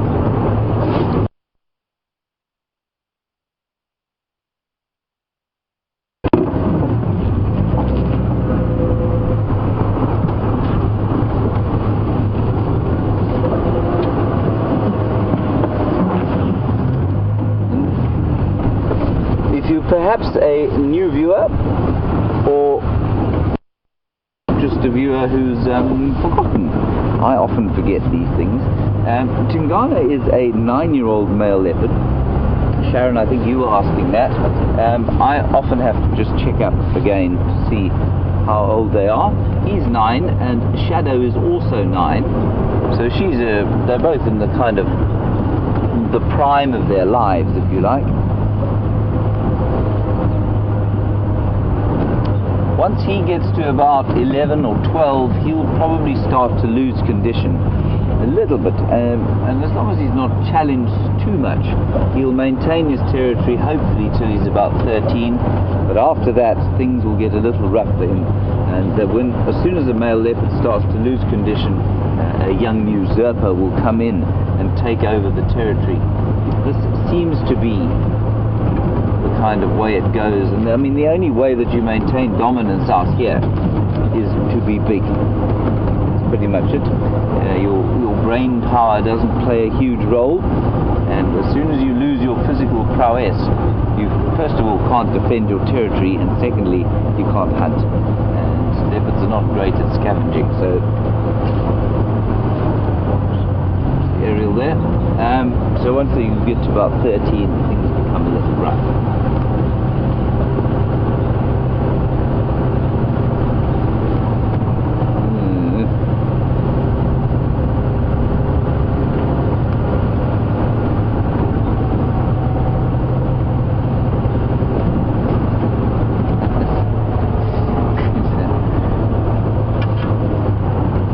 I was a guide for many years. Well, actually not for many years. I guided full-time for about 2.5 years. And that, by being a guide, that means you take people on safari, of course. And Hamish in Vancouver, while we're driving along looking for these recalcitrant hiding leopards, you want to know who I would most like to take on safari. That is a fascinating question. It's a bit like the question that I ask of people sometimes. If you could choose 3 people to take to lunch, 3 people in the world, who would they be? And then you get into the different permutations of dead or alive. You know, can they be dead, or do they have to be extant now? People I'd like to take on safari, Hamish. Well, you obviously, you would be one of them because you've asked the question. Who else would I take on safari, Brian? Who would you like to take on safari? Have to be careful. James, I didn't pick anything up. I mean, I think I would probably like to take someone like Desmond Tutu on safari. I think he'd probably be astonishingly informative and really amusing. Possibly a chap like Stephen Fry. I'm not sure if you know Stephen Fry. Take him on game drive, he'd be quite fun. Maybe a chap like Jared Diamond, brilliant American physiologist, linguist and ecologist, humanist. I think he would have some fascinating insights into the different ecology of this particular area. So that'll be my group of 4, Hamish. You, Stephen Fry, Bishop Tutu, and who was the other one right there? And Jared Diamond. Maybe we'll toss in David Gilmore of Pink Floyd fame, just to sort of round it off and bring in the arts.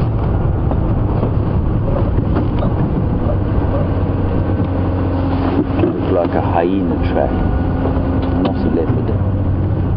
Thanks for that, Craig. James, where are you taking at the moment? Craig, I am working around Rebecca's Road at the moment. I'm just trying to pick up any further tracks. I think the last track I had was the female going west into this block here. Okay, copy. That's north of William's cut line. Yeah, affirmative. That block between Triple M and Rebecca's Road. Alright, copy. So we're just going to very carefully drive along and check the road. Go again. I missed that update. Brent, sounds like, or it looks like tracks of the female go west into the block between Rebecca's and Triple M. Sorry everybody, while you're tracking you do have to keep everyone posted so that nobody doubles up and does the wrong thing. But I think we're probably, you see, on a day like this, the weather is not great for animals, so they tend to go into the bushes and hide. So it's probably worthwhile us sticking around here and just trying to find further tracks of the mating leopards, rather than disappearing and going somewhere else and seeing what else we can find. So I think we'll hang around here, if you don't mind, for the next little while, see what we can pick up.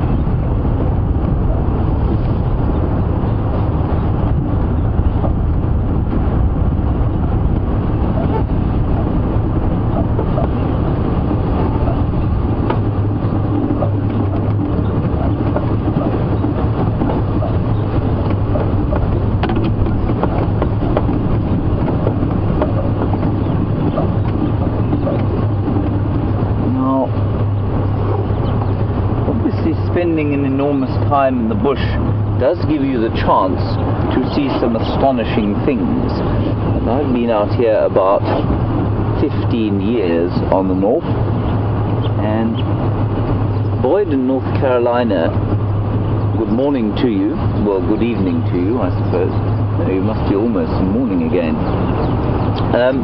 Boyd, you want to know what's my most memorable encounter? Boyd, there are far too many for me to enumerate here. For me, being out here is the reason that I'm here. It's not so much to see the amazing, well, the wildlife's almost a bonus. But certainly some of the close encounters I've had with elephants and with leopards and wild dogs have been my most memorable. Stop here and have a little listen. In terms of what I would most like to see on safari, well, it rather depends on my mood, to be honest. I think my most favourite thing to see out here is probably wild dogs on the hunt. That's the most exciting thing you can possibly see. Right, just having a little bit of a listen. See if we can't hear them growling and giving away their presence through their slightly aggressive mating.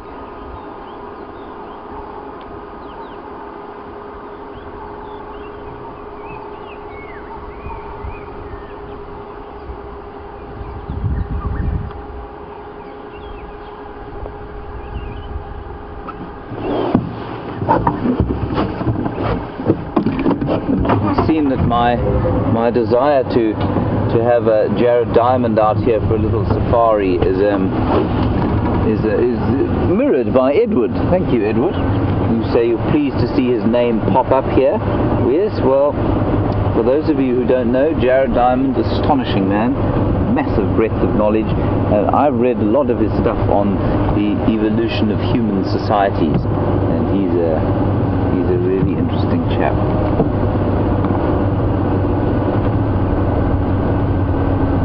So if anyone out there knows him, tell him he must come out here. I'll take him on a drive or two. You might have to sit next to Brian though. Brian, you don't mind, do you? No, no. Oh, that's good.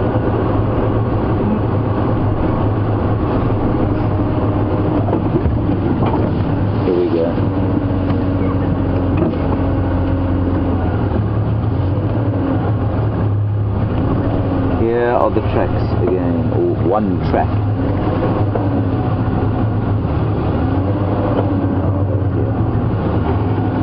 There's the female. They are around here, people.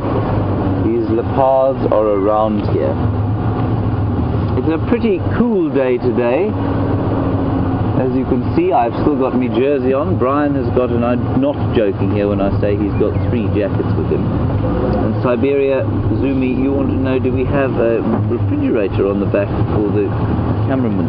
I'm assuming you mean that's to keep them some cold brewskis while we're on drive. No, we don't do that. And Brian, of course, feels the cold terribly, so we try and keep him as warm as possible, not too much in the way of refrigeration on the back of the vehicle. I'm just going to stop here again and just give a quick update. The tracks have come onto the road here. Tracks of the female, possibly the male as well, on Rebecca's Road now, to the, well, about 400 meters north of the junction with Philemon's cut line. I'm just trying to see where they go.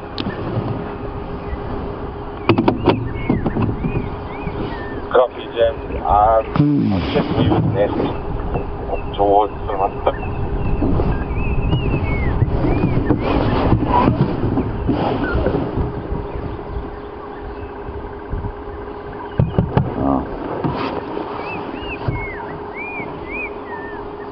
What we're going to do is just hand you across to Brent if we can. We do need to change a battery on this camera. It's apparently about to either explode or it's going to go flat, neither of which are going to be particularly exciting for you. So we're going to hand you across to Brent, and I will continue following in this area for the leopard, and we'll see you just a little bit later.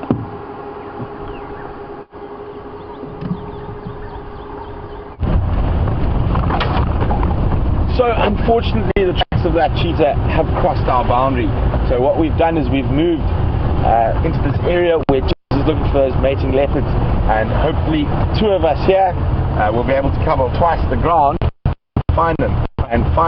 I'm just doing a quick check at the around tree house, a water hole, which isn't much of a water hole anymore, and it's just a sort of a gut instinct. James also said there were lion tracks heading in this area, so I just want to double check here in case those leopards did manage to cross Philemon's cut line.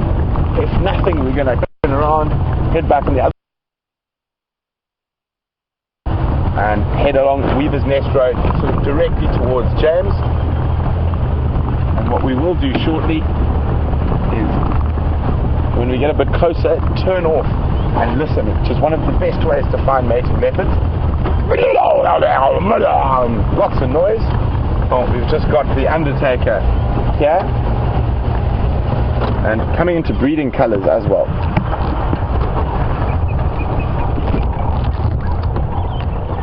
Feeding off those rotting catfish carcasses. There you go, you can see that bright red coming through, and that's the stalk coming through into its breeding colours. I called it the Undertaker of the bush, and its proper name is a marabou stalk.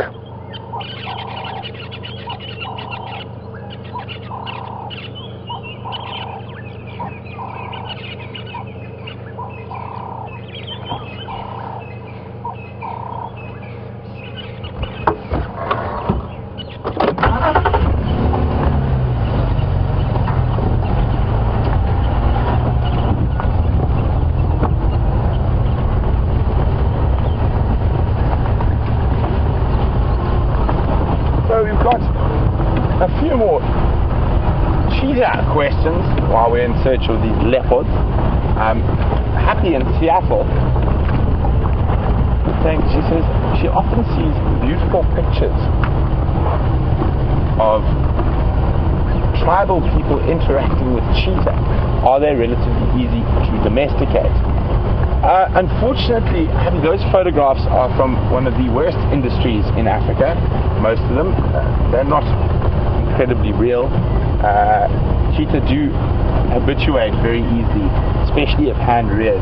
And there are a lot of institutions, I'm not going to name any names, who use cheetah especially as a tourist trap, as well as the other big cats, specifically lion cubs, and they will let you come touch them and stroke them,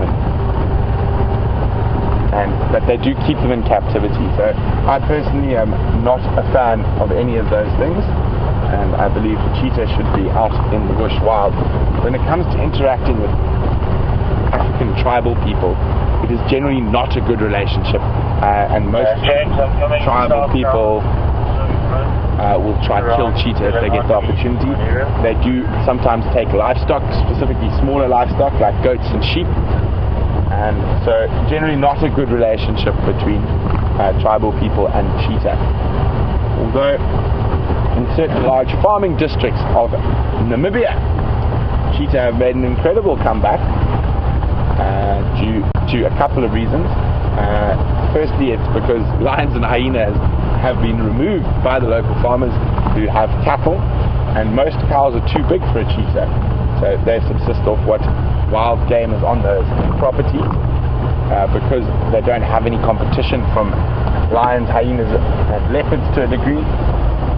And the other reason is there's a very successful program with Aleutian sheepdogs that live with the sheep and are basically part of the flock, and cheetah are quite scared, and even leopards to a degree are quite scared of these dogs, and it's managed to bring down predator human conflict a lot, and they are using this in quite a few different places. So really interesting. It is possible to live in harmony with Africa's large predators, but you have to be quite aware as a herder and use different methods. One of the biggest threats to Kenya and Tanzania are the Maasai. So as soon as a lion kills one of their cows, the young Moran or warriors will go out and kill that lion with spears, which is quite impressive, but nonetheless a group of 30 men with spears can quite comfortably kill a lion without getting hurt as well.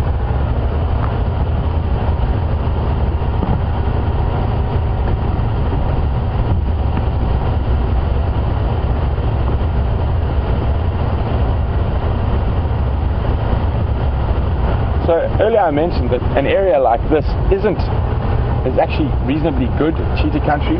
It mustn't be too thick. It must be this sort of mixed woodland like this that's got quite a lot of open in it. Anna-Marie's wondering, do they have to chase them into open areas, or are they just as adept at hunting in areas like this?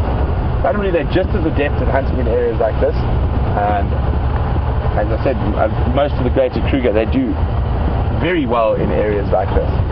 So it's much easier to see them and stuff, but they do utilize areas like this as well as open areas. So in Nyala, we bypass them here. We're going to go up ahead for a couple of 100 meters, and then we're going to switch off and listen and see if we can hear that cacophony that is caused by mating leopards.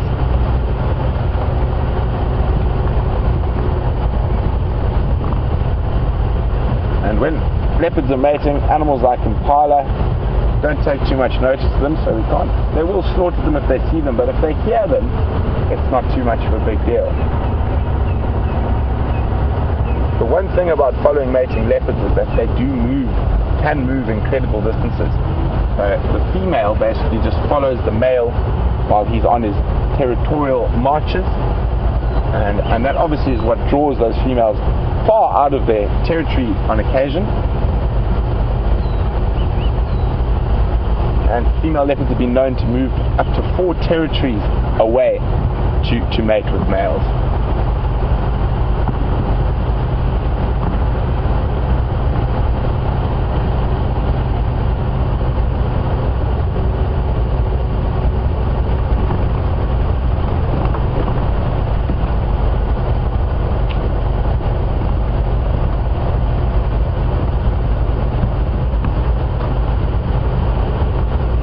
I know James had tracks a couple of 100 meters to the north of me here, I'm going to check carefully in this little junction, and then I'm going to just switch off for a second and listen.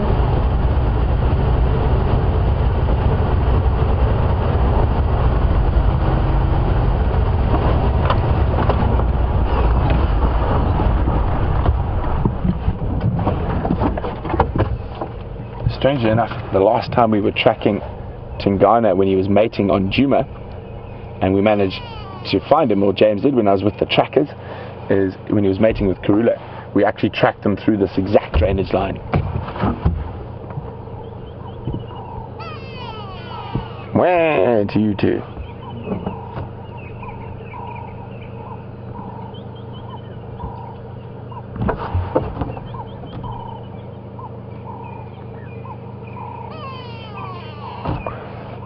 What's that in the tree there, Andrew? Let me just get my...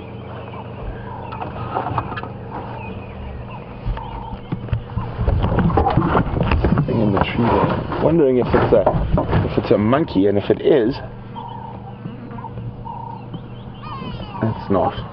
I was going to say, if it is, we've got this area covered, because if they spot those leopards, they'll make a hullabaloo. Hullabaloo. What's the noise? Hullabaloo, I think. So we're chatting about cattle and people in Africa, and sorry, just now that's changed from just a call to an alarm call. I'm just trying to see, it could be from a predatory bird. There's that grey go over bird looking. Down here in front of us.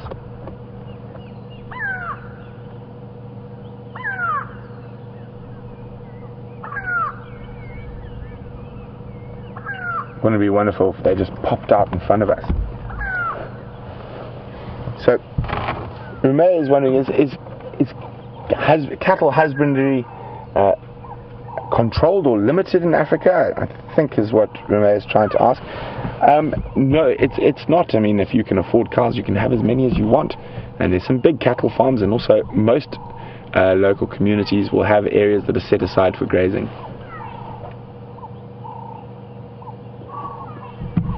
And up in East Africa and parts of Zambia as well, they have the Maasai and Mangati, Kikuyu, who are semi-nomadic with their cattle, and they live often on the edge of the large game reserves.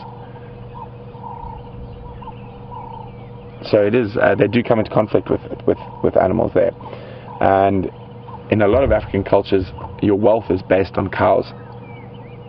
And how many cows you have, how many, sort of your investment, your money is your cattle, your wealth. And in a lot of African traditions, strangely enough, you have to pay for your wife. In this part of the world, it's called labola. And depending on the social standing of your wife and how pretty she is, etc., etc., it depends on how many cows you have to pay. In this sort of more modern South Africa, a lot of that is paid in cash, but it's based on the value of a cow.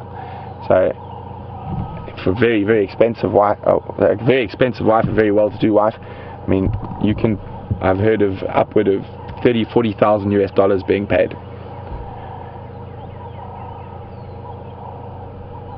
And you actually find that because of it, a lot of African people who live quite traditionally only get married quite a bit later, because it takes a long time to build up that dowry.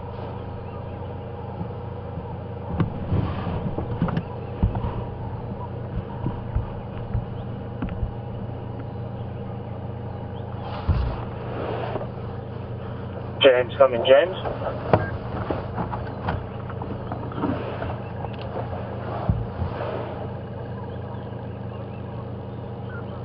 James, any luck with the direction on the last track?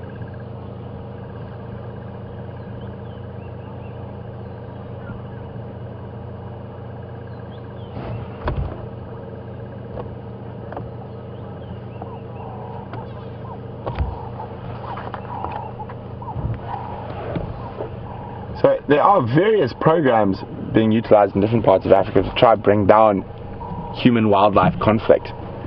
And Georgia in Illinois has just mentioned a project in Kenya where they have collared certain lines, and they've with GPS collars, and how that works is it'll ping a couple of times a day, or you can actually manually ping it and get an exact location.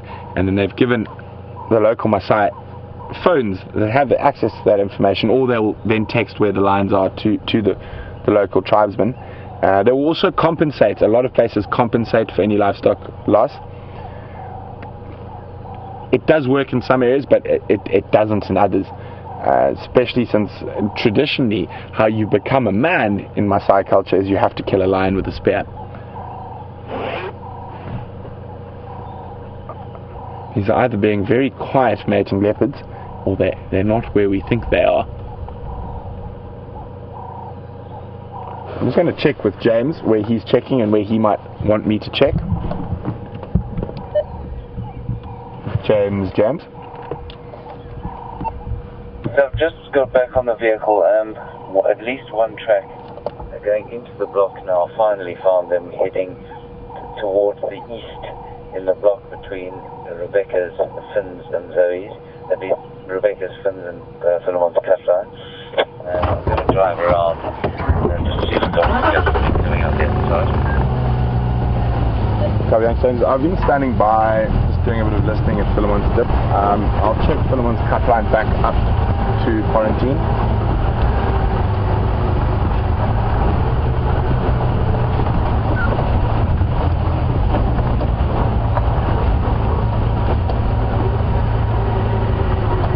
So James has found tracks in the block heading east.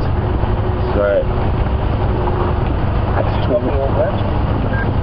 towards this general area. Alright, indeed. I will go check back up Zoe's Road on East High. That's a good idea, so I'm going to maybe drive around the old East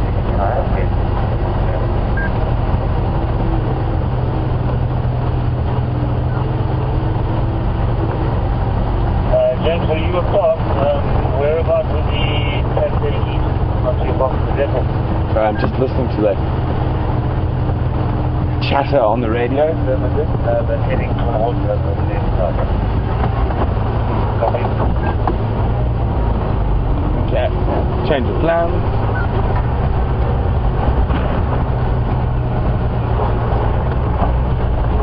We're going to check Rebecca's Road. I'm sure quite a few of you guys have heard us talk about Rebecca's or Zoe's roads. Those are named after the daughters of the owner of Juma.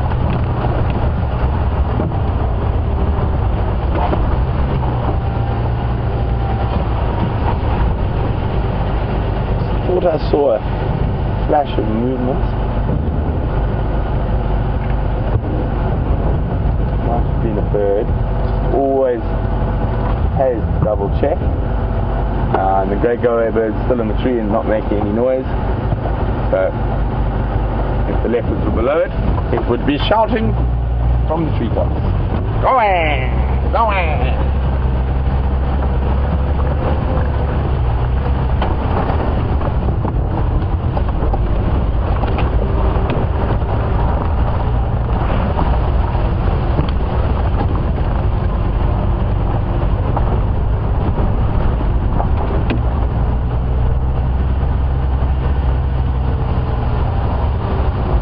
While we both scour this area, there's a strong possibility we might cross paths, but before we do that, let's go see how Commander Bond's tracking's been going.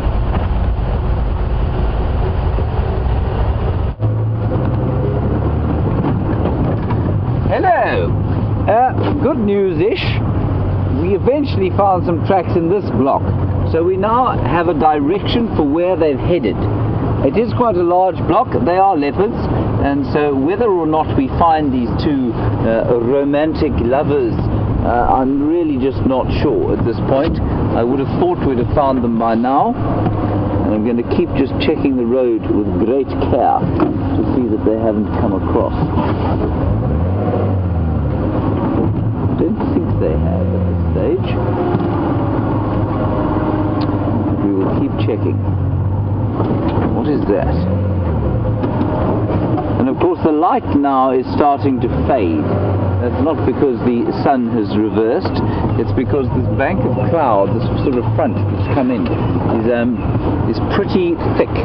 And what that means is that the contrast that you need to be able to see tracks easily is that much more difficult. So it's much easier to track when you've got some low angled light coming from one side.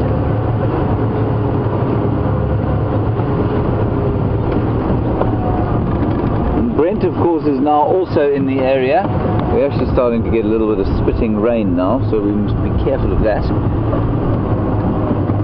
But not much.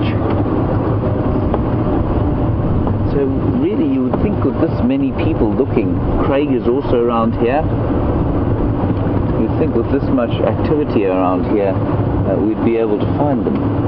But leopards are not particularly concerned about whether we are watching them or not. Anyway, we're going to look around.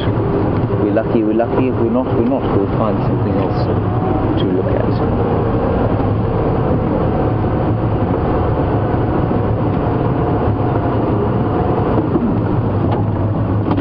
We're going to do quite a lot of stopping and listening. While we're stopping and listening here, have a look at this rather pretty grass, which I shall pick for you because there are many of them. Try not to detach myself from my ear. Right, this is a beautiful grass called Melanus nerviglumus, and it's a really lovely so it's Natal, what's it called? Natal red top, I think they call it.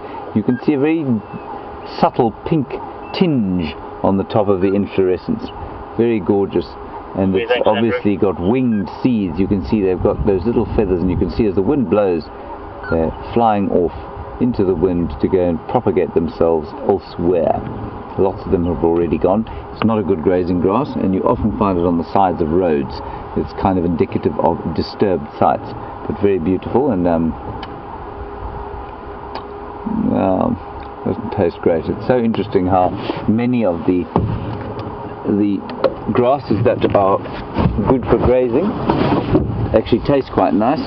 This tastes a bit sort of tastes a bit like bad mushrooms, to be honest. Let's break Brian a piece. There you go, Brian. Thank you. Tell me what you think that tastes like. But it is very, very pretty. Morning. Right, off we go.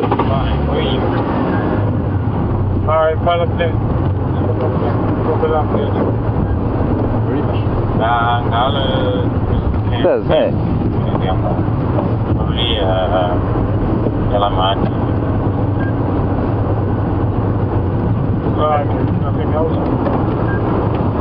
Now we've been chatting a lot about mating leopards today without actually finding them, which is to my eternal discredit. Rosanna, you want to know if the females can get any kind of diseases from the males while they're mating? I'm sure they could. You know, if there was the male was rabid or had some other kind of disease that is transferred through bodily fluids, then absolutely she could get it from him. But you know, I don't think that they have the same suite of diseases that we have to deal with out here, and that's because, well, not out here, you know, the human population has to deal with, and that's because, I mean, one of the major reasons that humans have such disease troubles is because we're so widely spread and we move around such a lot. So, were we to stay in one area without outside influence, we'd get quite used to, just like the animals do out here, we'd get quite used to and get quite immune and inured to many of the diseases that are around the place. But because we have new diseases coming in from all over the place, largely caused by sort of the amount of international travel that we have, so we tend to get a lot sicker and pick up new nasty bugs. Same can't be said for the animals. They don't really move around a huge amount, but we do know that if you bring animals that haven't been quarantined into a strange area, they can bring all sorts of trouble through diseases from other areas. Nice question. Thank you, Roseanne. Brian was just agreeing with me that this tastes very like a kind of mushroomy. James. Sounds like good news. Go ahead. James, I just got audio. Sounds like around the drainage line that goes from the Car Solomon's Dip area. Brent can hear them mating. On the road that the drainage line comes in the block. Okay, copy that. I'm on my way there from the junction of Finn's and Philemon's cut line. Will you come along? Well, I don't know what your position is. Craig is at that meeting higher now. You can possibly switch it and listen. Right, good news everyone. So Brent was in here. He obviously switched off to listen, and you can hear them calling inside there. So we might be lucky. I don't think we'll both sit with them, so whoever finds them will enjoy the sighting and you will enjoy it with them. Well done, Brent. This is great news.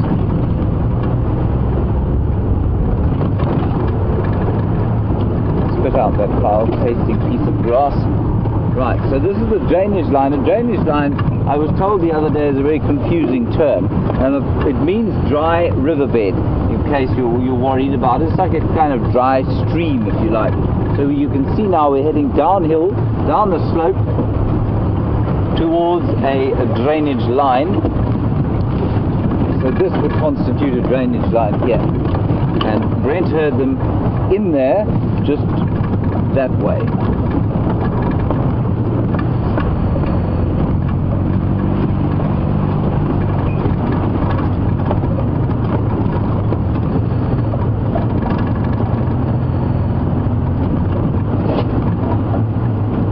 Watching the mating, and we were having a lot of a conversation earlier about the fact that the Tingana has failed to produce any offspring with 3 females and about 6 mating events, and it begs the question of what we call false estrus.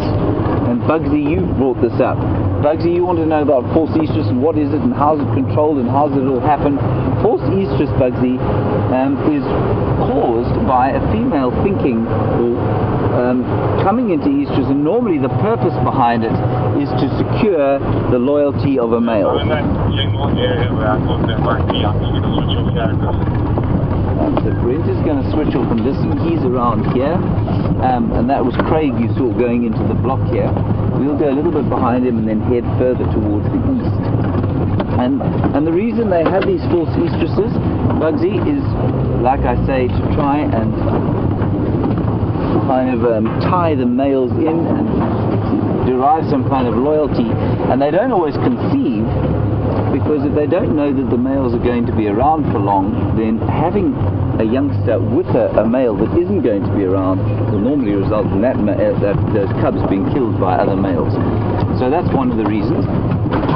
And they can't control it, it's entirely physiological. So it is quite an interesting concept.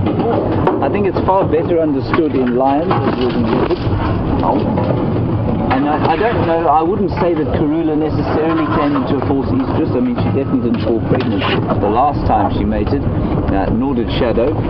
Shadow may have come into a false estrus because of, we think maybe she's got a physiological abnormality that makes her come into estrus a bit sooner than some others might.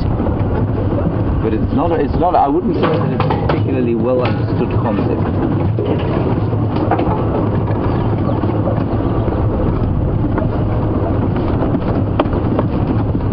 Right, so we're around the area where Brent heard them. He is also in here, as is Craig, so with any luck, if they get it on again, as they say, we'll hear them and we'll know what's going on. See if there's access into this drainage line.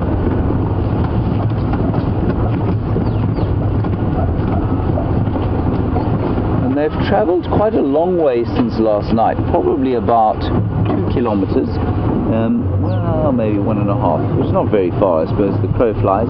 They've done a very circuitous route to get here. So country girl Ash, you were wondering if they were anywhere near where they were yesterday. Not really. Different reserve entirely, but they were very close to the boundary last night.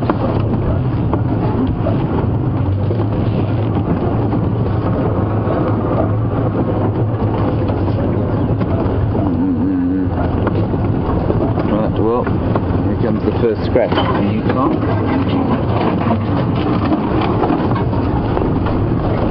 Too bad. Okay. And Brian.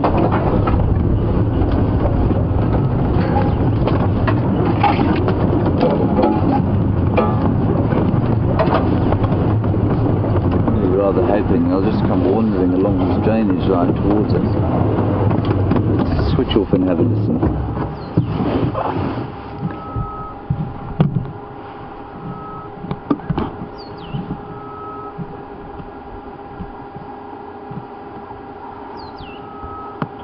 Gathering mobile after coffee.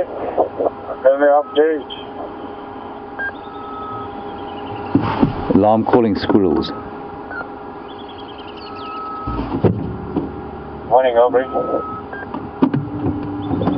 Let's go and have a look there. I can hear squirrels alarm calling just up here. We'll try and box our way up there.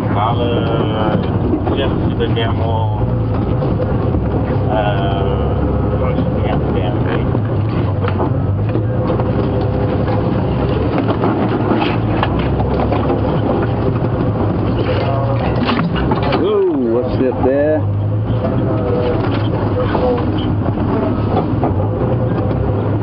Squirrels will alarm call if they see leopards, and they'll also alarm call at just about anything else, but sometimes a good indicator of leopards.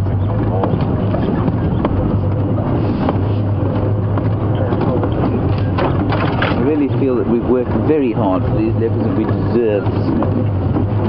Funny how nature doesn't often work like that.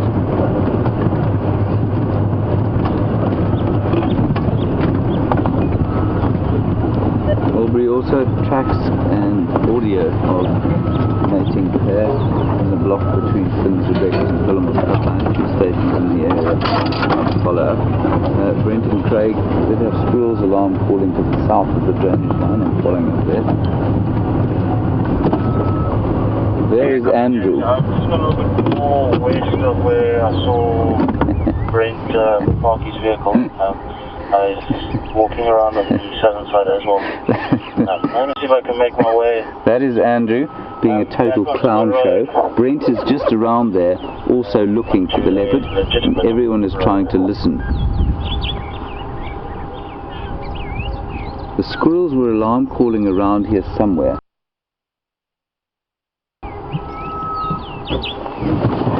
As I say, they will alarm call at anything.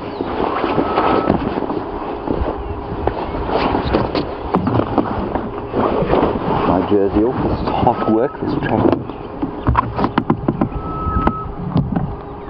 Beautiful bird you can hear there. Called a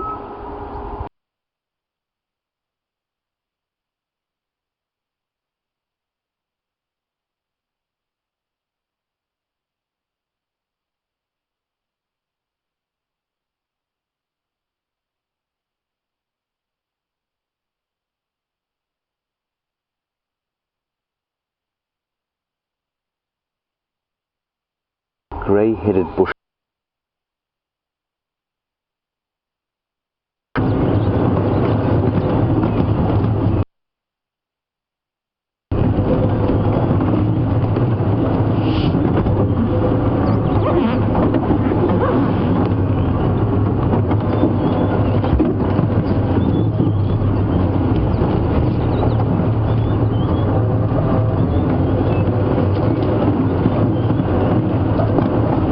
Now, while we're driving along here, Gilly in Milwaukee, you have made a controversial statement that I really quite like, actually. You've said, I don't know these two leopards very well, but you viewers know them pretty well. Just going to break down a tree quickly. Immensely powerful.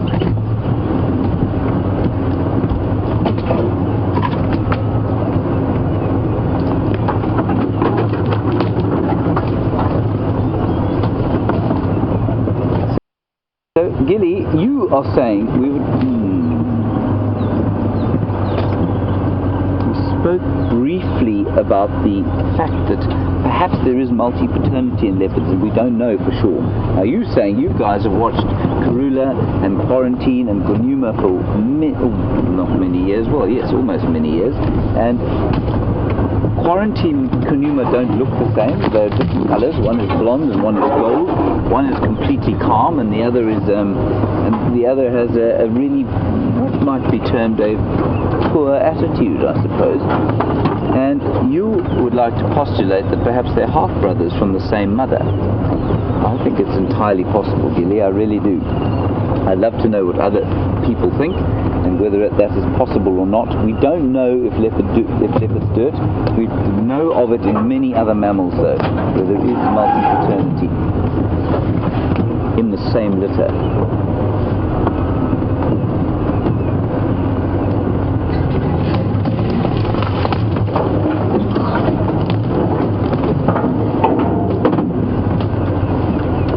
Recap, have you perhaps just joined us like Sherry has?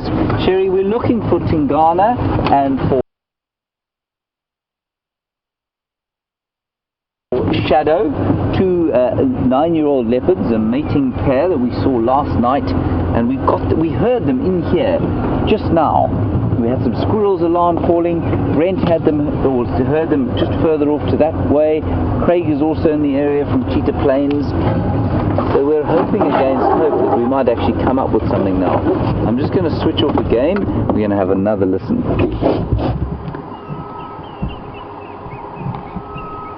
Leopards, as I say, are very vociferous breeders. And squirrels were alarm calling in this thicket here. Like I say, I mean, it could have been a snake, it could have been anything.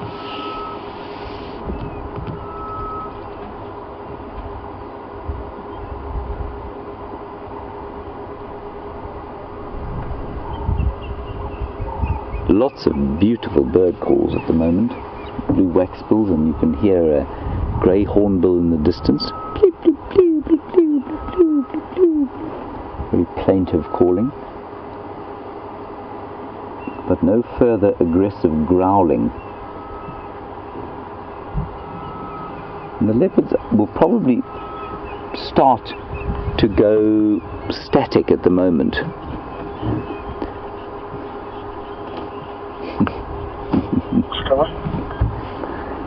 Thank you, X-Ranger, for taking a screenshot of Andrew doing his dance. He'll be most pleased with that, I'm sure. As you say, a lesser, I'm not sure, greater hooded, pointing Andrew dancing on the bonnet. Yeah, morning 6. As soon as there's a space to go, I'm still trying to help relocate. That's definitely going to scratch the new paintwork. So as I was saying, the leopards will probably start to cease moving soon. And that's because it's now getting a little bit warmer. There is Brent Smith ahead of us. He's on foot. He's left Andrew alone in the wilderness.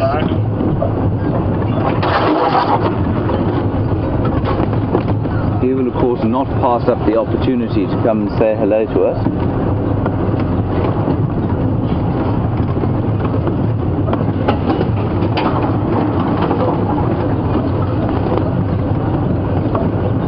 Hello! Fancy seeing you here.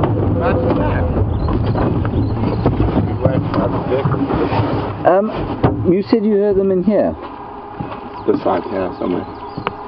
Because we had some squirrels alarm calling there.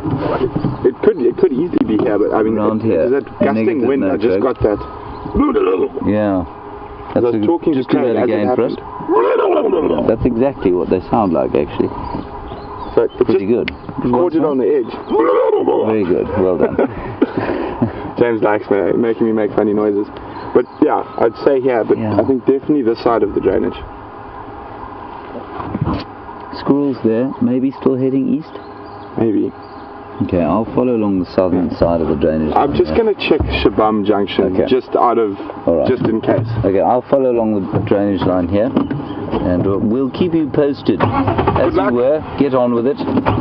Don't dally. And hopefully Andrew's not going to be dancing on the vehicle when I get back. Yes, no, he was doing quite a dance.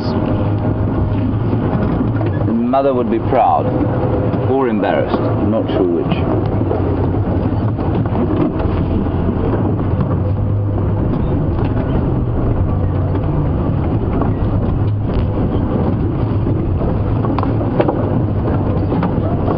While we're driving along, of course, sound is an extremely important part of what we do and how we find animals. And Anna-Marie, you think you heard an Ellie calling? No, I definitely didn't hear any elephants calling here now. It was probably the sound, actually, and I'm not being facetious here, of a tree scraping against the bodywork, which through the microphone, I suspect, would have sounded a little bit like an angry elephant. But keep it up, keep listening.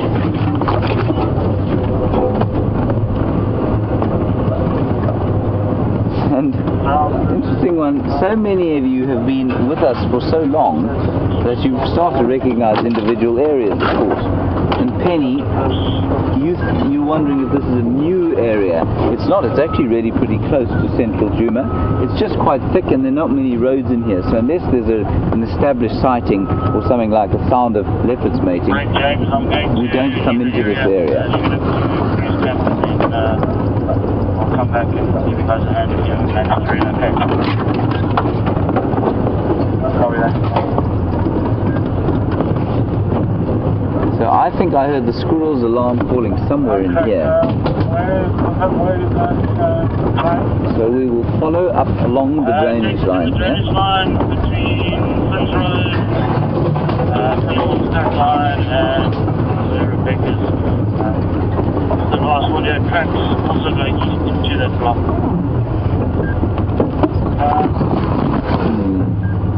I think this might be a little bit much for our new car, don't you? I'm going to cross the border between Cat Line and also East. Yeah, we'll squeeze through there.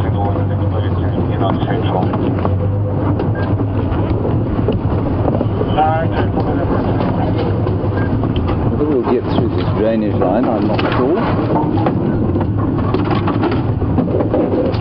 Now, so much of this vegetation that is lying on the ground is the result of elephants.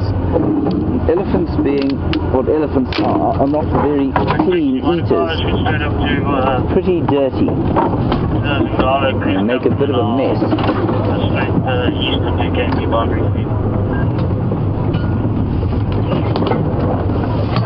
Whoa! Yeah. The other side.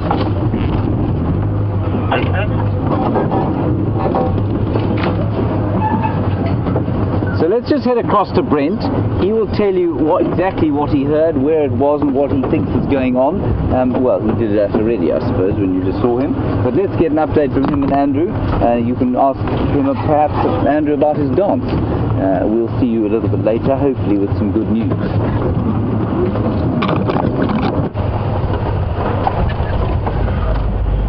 So, I'm sure James just wants me to make that noise again, as he made me do, I think, 3 or 4 times when I visited him just now, so just to get it out of the way. So, what happened is I was talking to Craig, and at that point I had Andrew driving the vehicle and I was sitting on the tracker's seat looking for tracks, and the wind's gusting, which makes it quite difficult to pinpoint, bless you Andrew, the exact location, but I would say it's in this sort of area here. And just caught the tail end of a leopard's mating.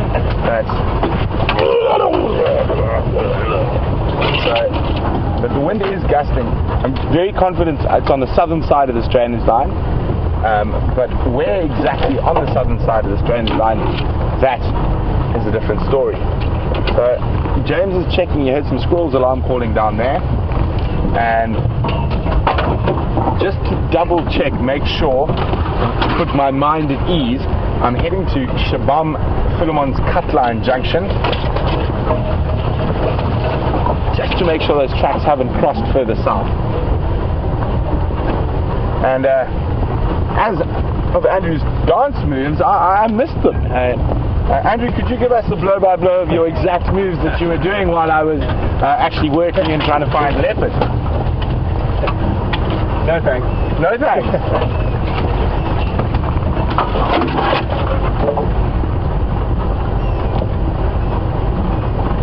So, listening to the audio, Siberia, who's one of our zoomies on the Juma Cam, would like to know how far can a leopard sawing be heard? Well, Siberia, that depends on a lot of different things: wind direction, which way the animal's facing. But sawing is quite different from mating. Sawing, probably very faint sawing. If you nice still night, no wind, quite quiet, you can probably hear it from 5 or 6 kilometers, but very faint, sort of in the distance. But yeah, nice clear audio. So probably you'd have to be within maximum of 1.5 kilometers, maybe pushing to 2 kilometers.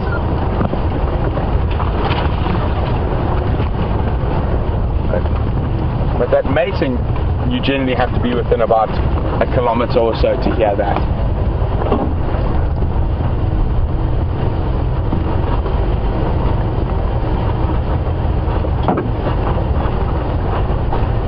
Andrew, I think we should try and get Andrew to reenact it for us. We just block off the camera, pop him on the bonnet.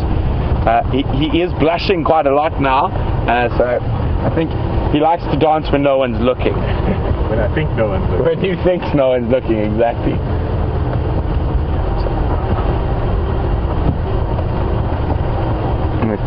And fortunately, it is recorded in time forever from Brian's camera, so we can all get together when after drive and critique Andrew's dance maneuvers. No! So,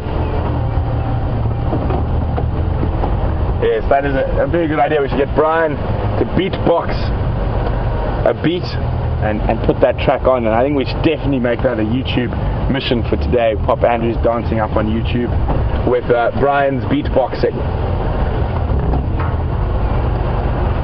So I'm just, to make myself feel comfortable, I want to check this area in case they manage to sneak across the road.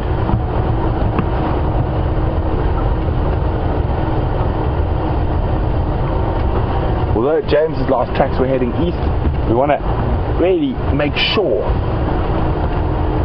that they haven't done a sneaky maneuver.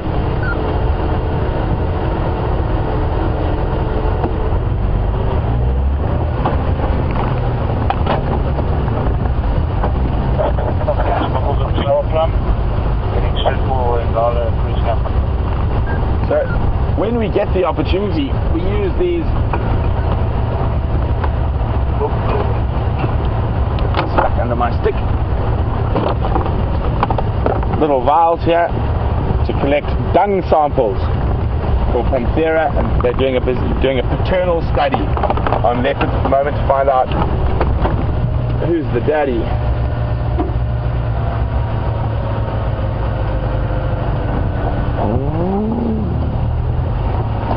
Nope. And Jan's wondering whether we've managed to collect from all the different leopards yet.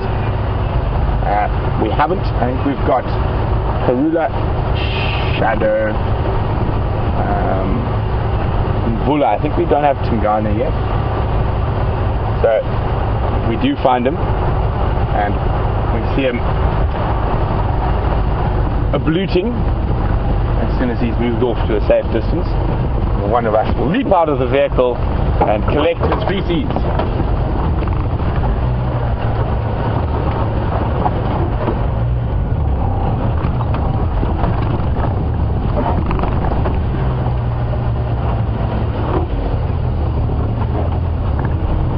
Well, Andrew, do you want to take that one? It's for you.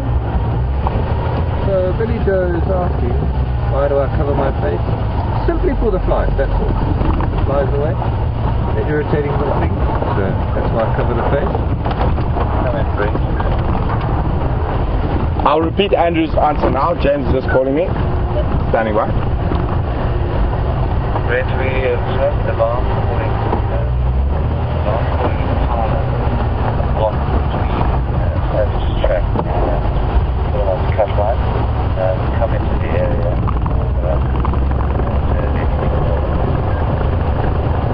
Copy, thanks, James. I'm at Shabam Savages Junction now. I'll check Savages through to Treehouse.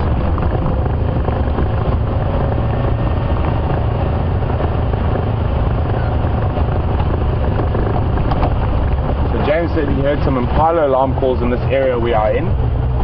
So we're just going to check down here. And so Billy Joe was saying, Andrew always makes it so fun. Thank you very much, Andrew.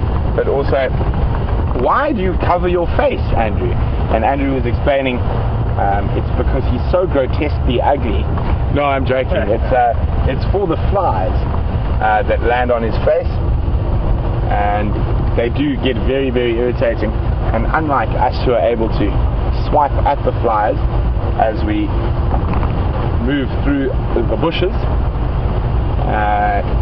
the cameramen have to be so steady and focused, and both their hands are being used, and that is why they wear those buffs to keep the flies off their faces.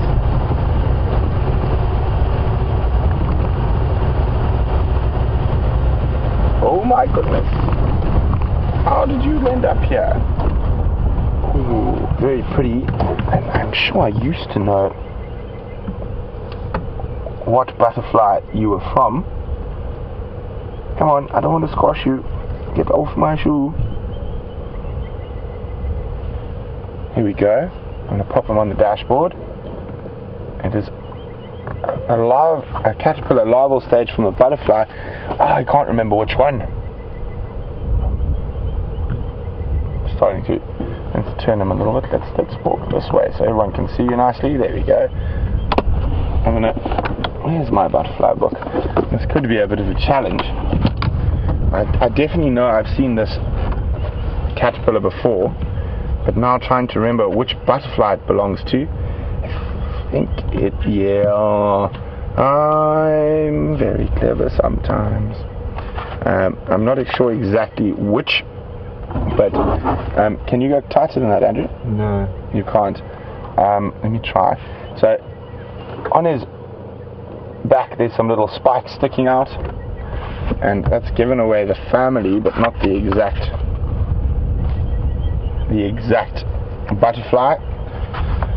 And sometimes we just have to go by the family, but because of his shape and his coloration, he's part of the Acrea family. Which Acrea I'm not 100% sure.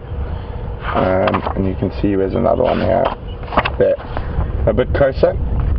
But there are many hundreds of types of Acreas, but just from the shape and the movement, it's more than likely that this guy is a little Acrea larval stage. Very, very pretty. Well, we'll leave him there till I can find a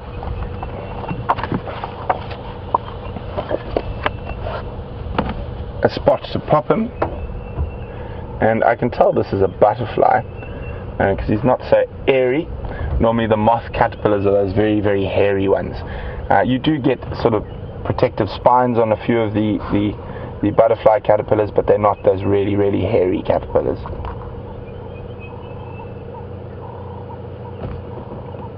Hey, little guy. quite often also called inchworms because of their movement. Looks like he just moves an inch every time he walks. And that bright colouring and orange head are what we call aposematic colouring. And I'm just going to find a tree to pop him on. And what that does is aposematic colouring warns predators that he is probably tastes absolutely vile.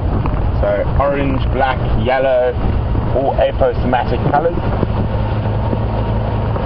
And the Acria butterflies feed off at this larval stage, quite often off, come on, up you get, a plant called a Wildfaria. Come on. No, he wants to stay. There we go. A nice fresh bush willow leaf for you.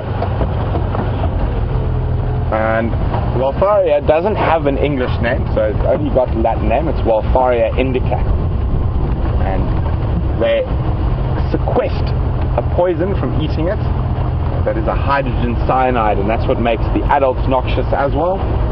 So probably not going to kill a bird, it probably just tastes incredibly vile though.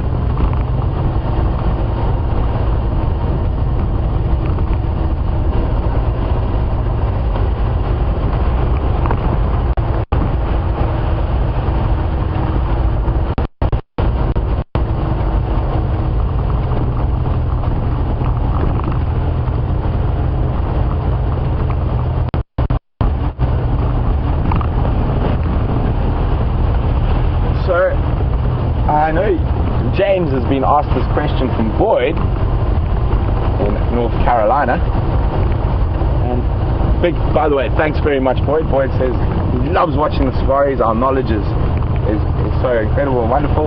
Well, thanks, and you guys help with that for all your questions. We got to make sure we hit the books regularly to keep up to date with all you guys. And Boyd's asking, what is the animal I like seeing most on safari, and what was my favorite encounter ever? Well, Boyd, for me, the favorite animal is a hands down easy affair. It is the African wild dog, or painted wolf. And my favorite sighting or encounter is far, far more difficult. There have been so many, but I'll just tell you one for now, and since my favorite animal is the wild dog, we shall tell you a wild dog story.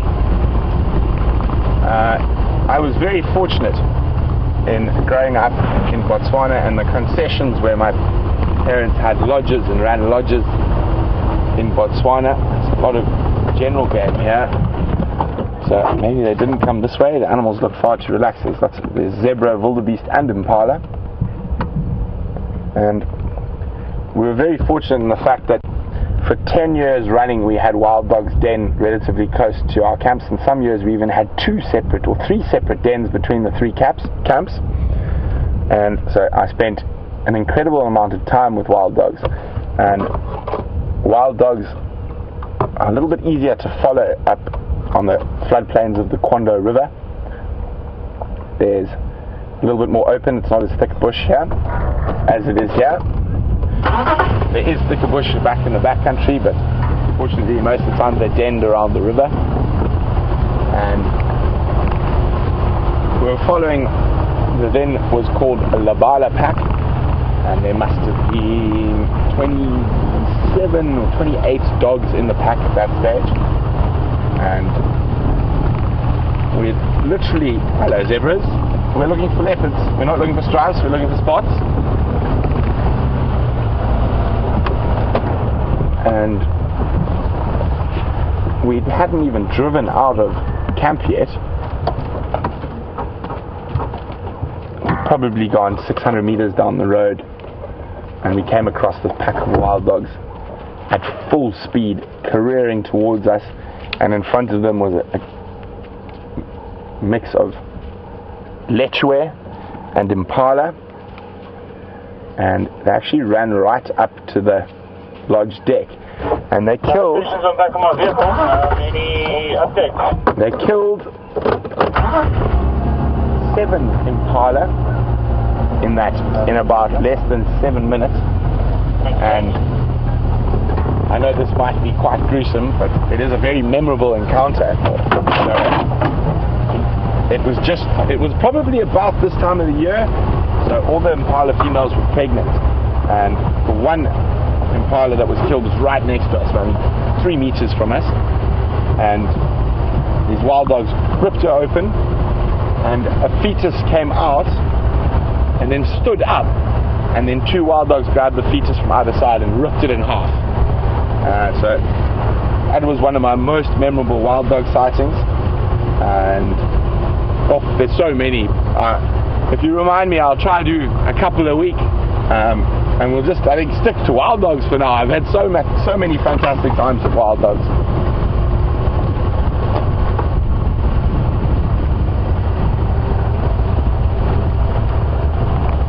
So, chatting about the African wild dog, and Country Girl Ash is wondering, do they howl? Not really. They've got quite a wide vocal range. There's quite a lot of excited, almost tittering, like very high, chirping tittering when they get excited. They give a warning, almost cough or bark. It's sort of a roar. When they see a lion or something like that, it's a distress bark. And then which happens quite often, they lose each other while they're hunting, because they hunt at such high pace. They have a woo call, which is a contact call, and it sort of sounds like this. Woo, woo, woo. And that's so the different members of the pack can rejoin. So, no sign. Sorry? Speaking of my favorite animal.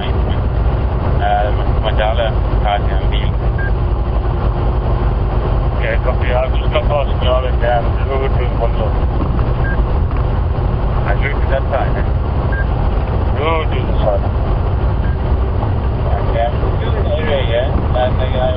I'll be with you guys now. Some of the guys that pick up the community today, with the Madaki yesterday,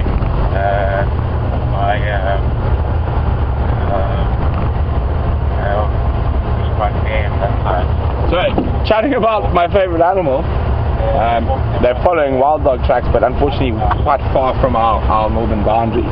But the thing about wild dogs is they can move so far, so fingers crossed they make an appearance for the sunset safari.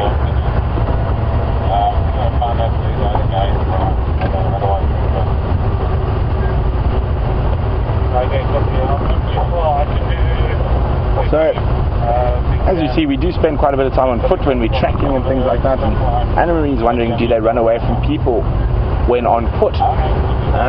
Again, Anne-Marie, it also just depends on the situation. Sometimes they do, other times they actually become very curious. I've lain down in a road like this with a pack of wild dogs, and I've had them come so close they misted up my camera lens trying to sniff it. So it all depends on the individual pack and the situation. They've been chased by lions recently, but normally they take very little notice of humans on foot, apart from occasionally being quite curious, especially if you lie down or sit down and sort of get into a strange position.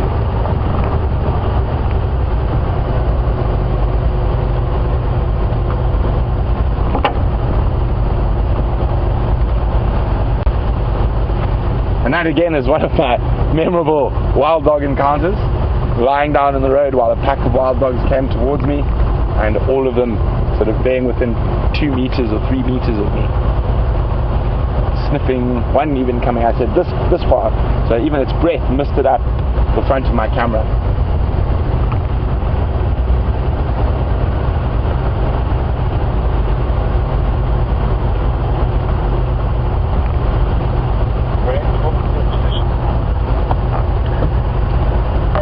Weaver's Nest, Philemon's Dip. I've got no tracks coming out here. I think I'm going to take a gamble at Western Engine Quarantine if you haven't done it yet.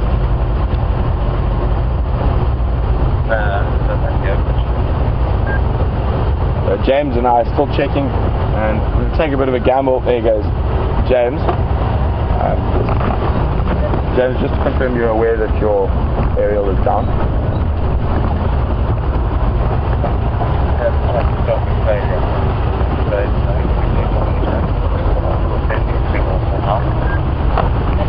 Copy that. That's quite funny. So if you see the vehicles, we've got these antennas that stand up behind us and send out the signal. And as James said, his signal ropes had a catastrophic failure and it's facing down towards the ground, but it's still miraculously sending out a signal.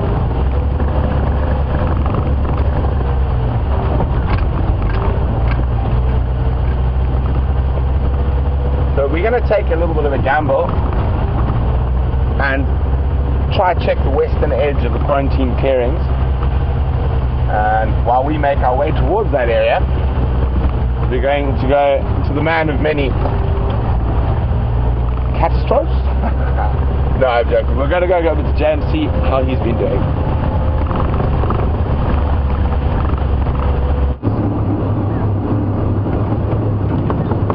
Hello everyone. Quite astonishing that you're still reaching us, really. We had a bit of a catastrophic aerial failure. The aerial detached itself on the back end of a fairly large bump, bashed Brian on the head, and then, well, it's just hanging useless and limp at the back of the car.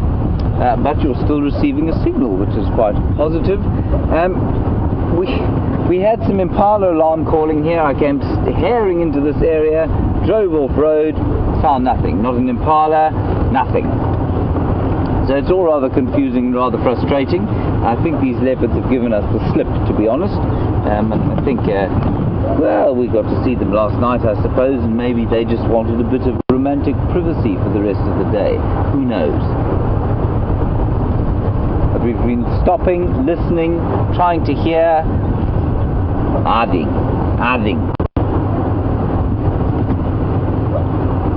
Anyway, we'll keep going to the end of the drive, which is not too long from now. Brent is going to take a chance, as I'm sure you heard him say to me, around quarantine clearings, and just see if they don't pop out there. So we've had one definite track, one definite sound of them mating.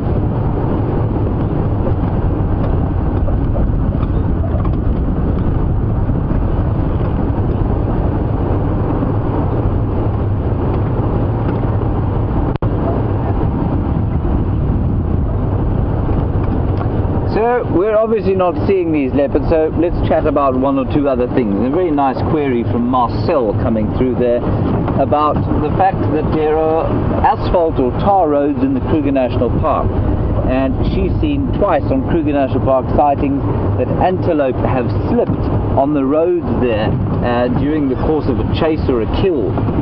Marcel, it does happen from time to time. You say, is it unfair to the animals, or you think it is unfair? Yeah, I suppose it is slightly unfair, but I tell you what, those tar roads do. They provide far more in the way of advantage than they do disadvantage, and it's always a balance, as with all things. And the big advantage that they provide is that there's no erosion. There's no soil erosion from the movement of roads, and that is a hugely important thing. I don't know if you saw this thing with Brent. He did come past here. That, of course, is a marabou stork. I needed to have a big rubber and So, I'm just turning the radio down, it's making too much noise now. Marcel, yes, it is possibly a disadvantage to some animals if they're being chased across it, quite possibly.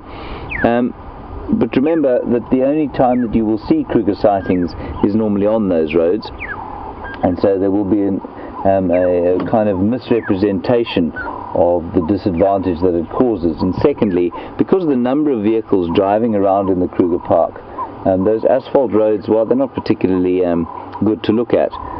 From the point of view of erosion and soil loss and other aspects of general ecology. They're less of a hindrance than they are a disadvantage. So I'm afraid that's why they're there. But I agree with you, it's very distressing to see an antelope running onto the tar and falling over and struggling to maintain any grip. So that large bird there has no such troubles. It is the ugliest bird possibly in the world. It is called a marabou stork, and it is a scavenger and quite closely related to some of the old or new world vultures, like the condor.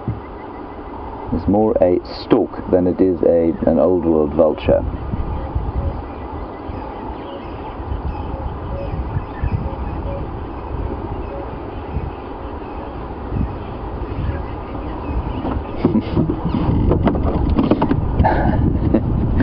And we're chatting about birds here, and we'll just move slowly along.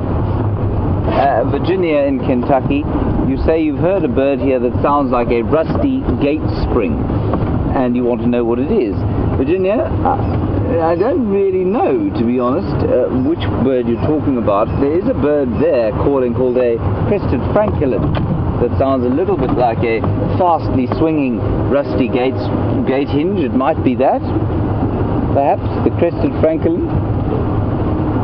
There are some buffalo through there. No, they're not buffalo, they're wildebeest. And they look completely relaxed, not at all terrified or panicked by the thought of mating leopards in the general vicinity. There are also some zebra. So we'll just drive off-road here, and we'll have a little watch of them. And what I'll do, Virginia, is pull out my bird app on my phone, and I'll play you the sound of the crested francolin. And perhaps that will clear up the mystery of the rusty gate hinge bird.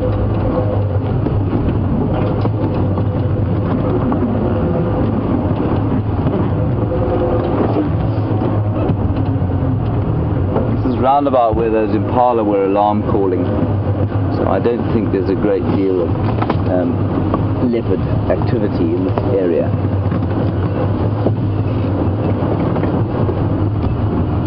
Head, Brian, you don't need to watch out for the aerial, of course.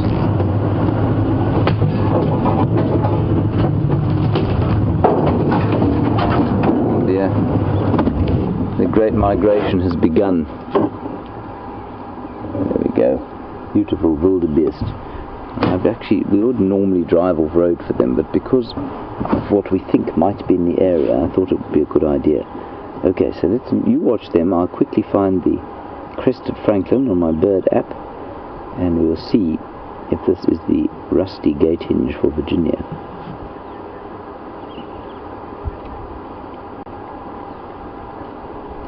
Francolin, crested francolin.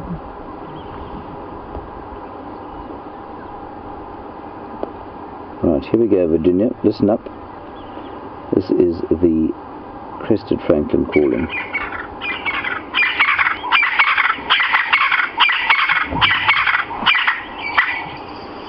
Is that perhaps what you were hearing?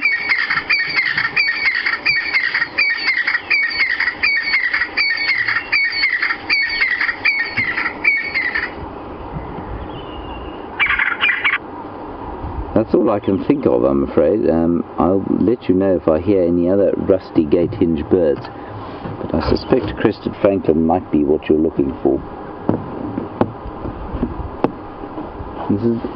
This is the only herd of wildebeest that we have here, and they wander around here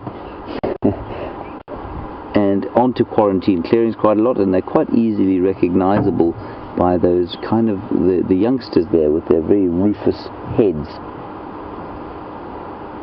Little herd of wildebeest. And Christy, you're very kindly wondering about Brian's head, and is it okay, Brian? Yeah, it'll be alright. It's pretty sore though. He did get a horrible whack. So he'll be okay. We'll tend to him when we get home. Wrap bandages around his head. Give him soothing chicken soup.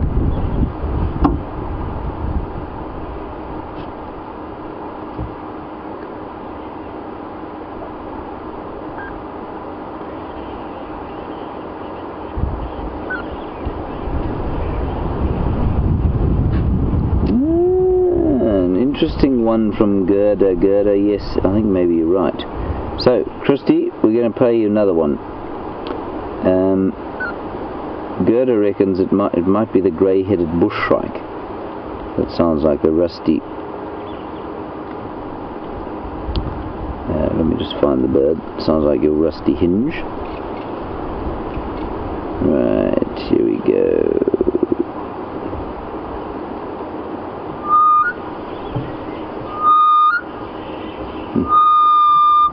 Nice one, Gerda. Maybe that's it.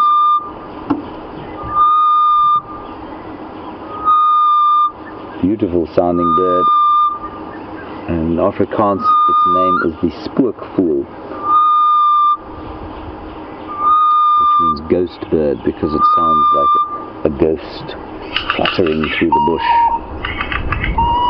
That's his alarm call. Good one, Gerda. Thank you. Right, let us leave these wildebeest. I can't hear any leopards mating around them.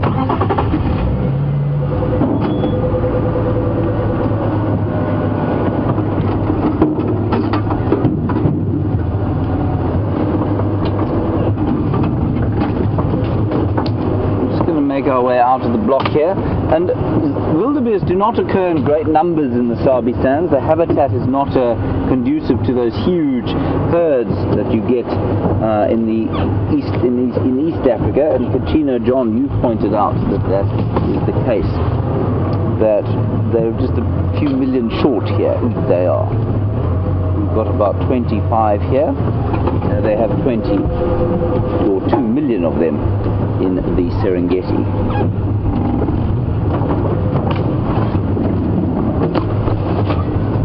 Some zebra in front of us.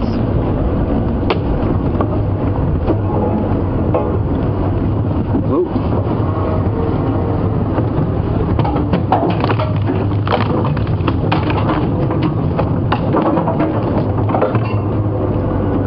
We'll leave them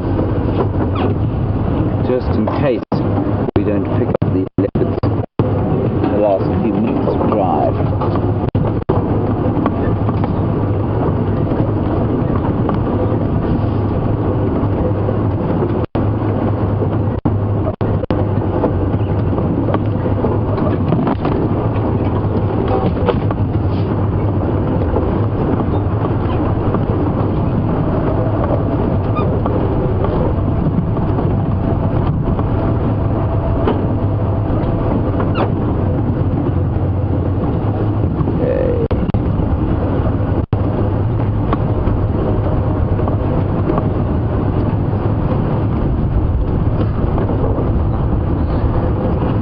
Dubious comment here from Pretty Nightmare, who asked if I took life insurance out of Brian and therefore been trying to knock him out.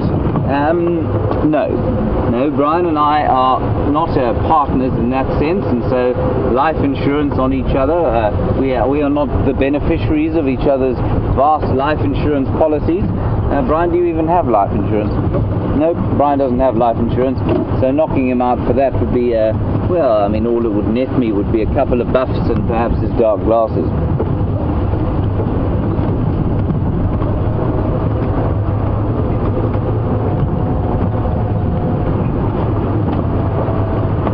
No further sign of these heavingly irritating cats, so I think we'll just enjoy the last few minutes. Glorious African morning. It's very beautiful, and I'm very pleased about the cloud cover, I must say, because this time of year with no cloud is very, very hot indeed.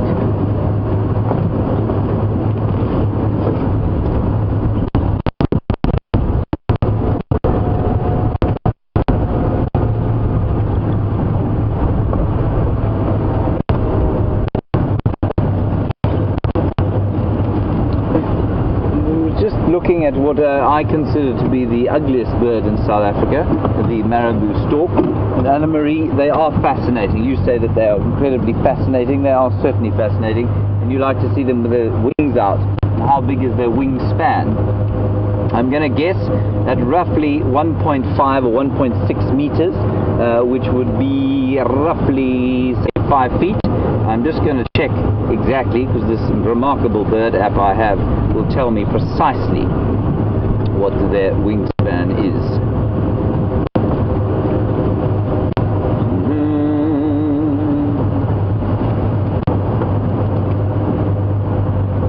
Right, Marabou, there you are, you ugly fellow. Ooh, large bubbles. There we go. Wingspan, ooh, much bigger than I thought. Up to 2.5 meters. Now, Brian, you're about 2 meters tall, aren't you? So, Brian is not short. 2 meters and 6'4", and so a big marabou stork has a wingspan of 7 feet. That's quite impressive. Wow, that is really impressive. I was only 2 feet out. Thanks for that, Anne-Marie. Wouldn't have learned that otherwise.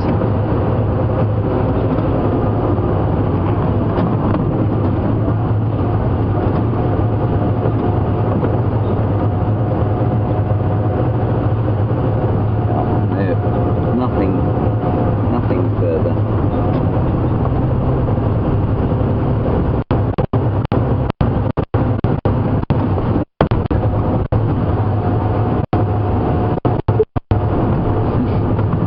Speaking a little bit about the rain, the fact that we haven't had it yet, the proper rain, and I think it's only going to come in almost a month's time, maybe a little bit less than that, maybe about 3 weeks. You can see every afternoon it's starting to build, and then it dissipates, and then it comes back and builds. And one of the things that will come with the proper rains will be frogs.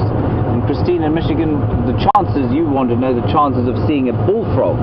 The chances of seeing a bullfrog today, I would say, are smaller than the chances of us finding those leopards, certainly. Smaller than the chances of us finding a tiger out here, perhaps. They are definitely not going to be around until there is a lot of rain. But then they will come out in profusion. And especially at night, we should be able to see some of the huge bullfrogs that we get here.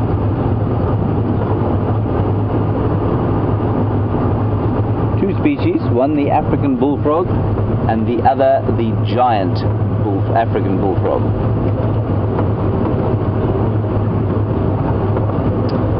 Righty, I'm just going to stop here. We're going to have one very last listen, see if there isn't some perhaps sound of mating leopards in the throes of passion.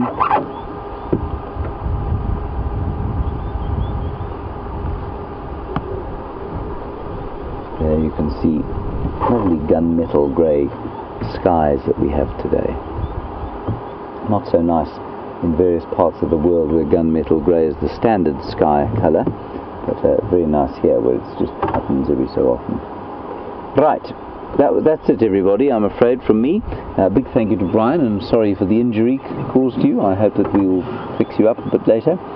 Thank you to all of you for your questions and comments. We're going to hand over to Brent and to Andrew for the last few minutes, and they'll take you through their plans, and I will see you this afternoon at about 4 o'clock. See you later, keep safe, bye-bye.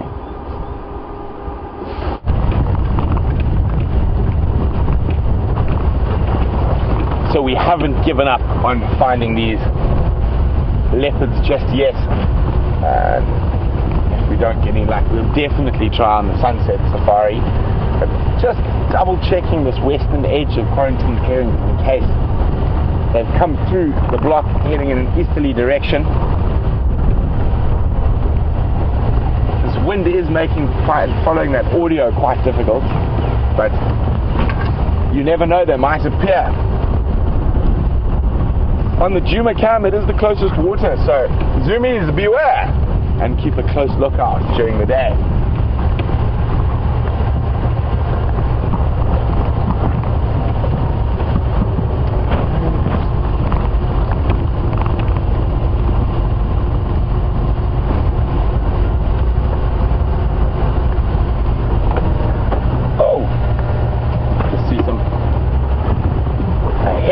Popping up. Go back while I maneuver. Boyd, thanks for another question, Boyd. I was wondering, do leopards sometimes hunt in pairs? like cheetahs sometimes do? Not really, boy. They're far more solitary. Oh, it's going to be one of the harder. Let's test Andrew's skills. You see it, Andrew? Yeah. But sometimes when there's a youngster, I don't need to move. I could see it, but I think it's moved. No, it's still there. Same place. Let's turn it to the back. There we go. There we go. Giraffe disappearing through the thick bush. But Boyd, sometimes you will find two leopards on a kill or whatnot, but it's generally almost always been made by the individual, and the other will either steal it or share it. If it's a big male leopard, normally steal it, being the operative word. Let's see, they're quite far. There seems to be quite a few of them there, but they're really deep in the bush, and that's the best view we're going to get of them. It's so nice that this group of giraffes have been hanging around quarantine. They do have that young one with them, probably a couple of months old now.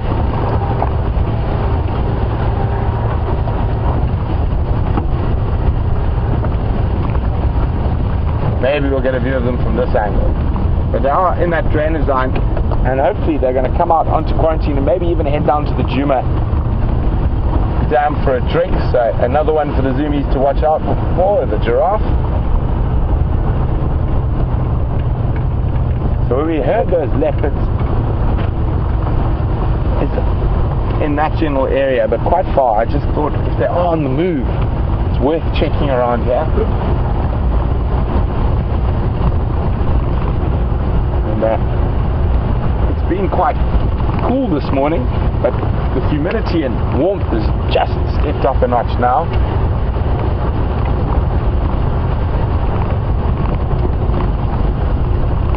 A quick look around this. I'm really hoping that they do make themselves a little bit more visible on the sunset safari. And we have had a great morning. It's been a little bit quiet on the sighting front, but it's been really, really fun tracking. A little bit frustrating at times. The fact that cheetah crossed on top of our track, so he was just ahead of us. So we found his tracks, turned around, started heading back towards the boundary, and we must have missed him by about 20 minutes or so. But that's the way it goes out in the bush here. You never know what could appear or disappear. But I'm quite confident those leopards are on Juma, which is the start, and hopefully James and I can utilize our experience to pull not a rabbit but a cat out of the hat on the sunset safari.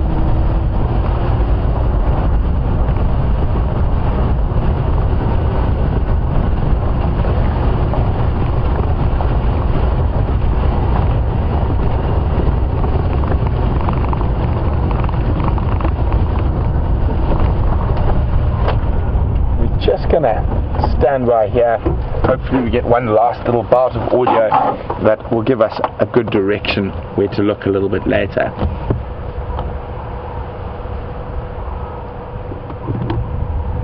Come on, kitty cats. But we can always hope, and as I said, it's a great start that they actually are in Juma, so there's a strong possibility we are going to be able to pull the proverbial cat out of the hat. And thanks very much for joining myself and James and Andrew and Brian and FC, Lou and Tara on this sunrise safari. Not much sun in the rise, but it's been really exciting, been really wonderful having you guys with us. Thanks for all the questions, and we've got a special treat for the end of this sunrise safari. Someone has been very clever with the computer, and they've managed to put together a little clip of Andrew's bonnet dancing. So you're going to be able to enjoy that after we finish drive. Andrew has got a look of shock and horror behind the camera, and I'm sure there's going to be some choice words said around the breakfast table. But don't forget to join us for the sunset safari. Hopefully we'll find those leopards.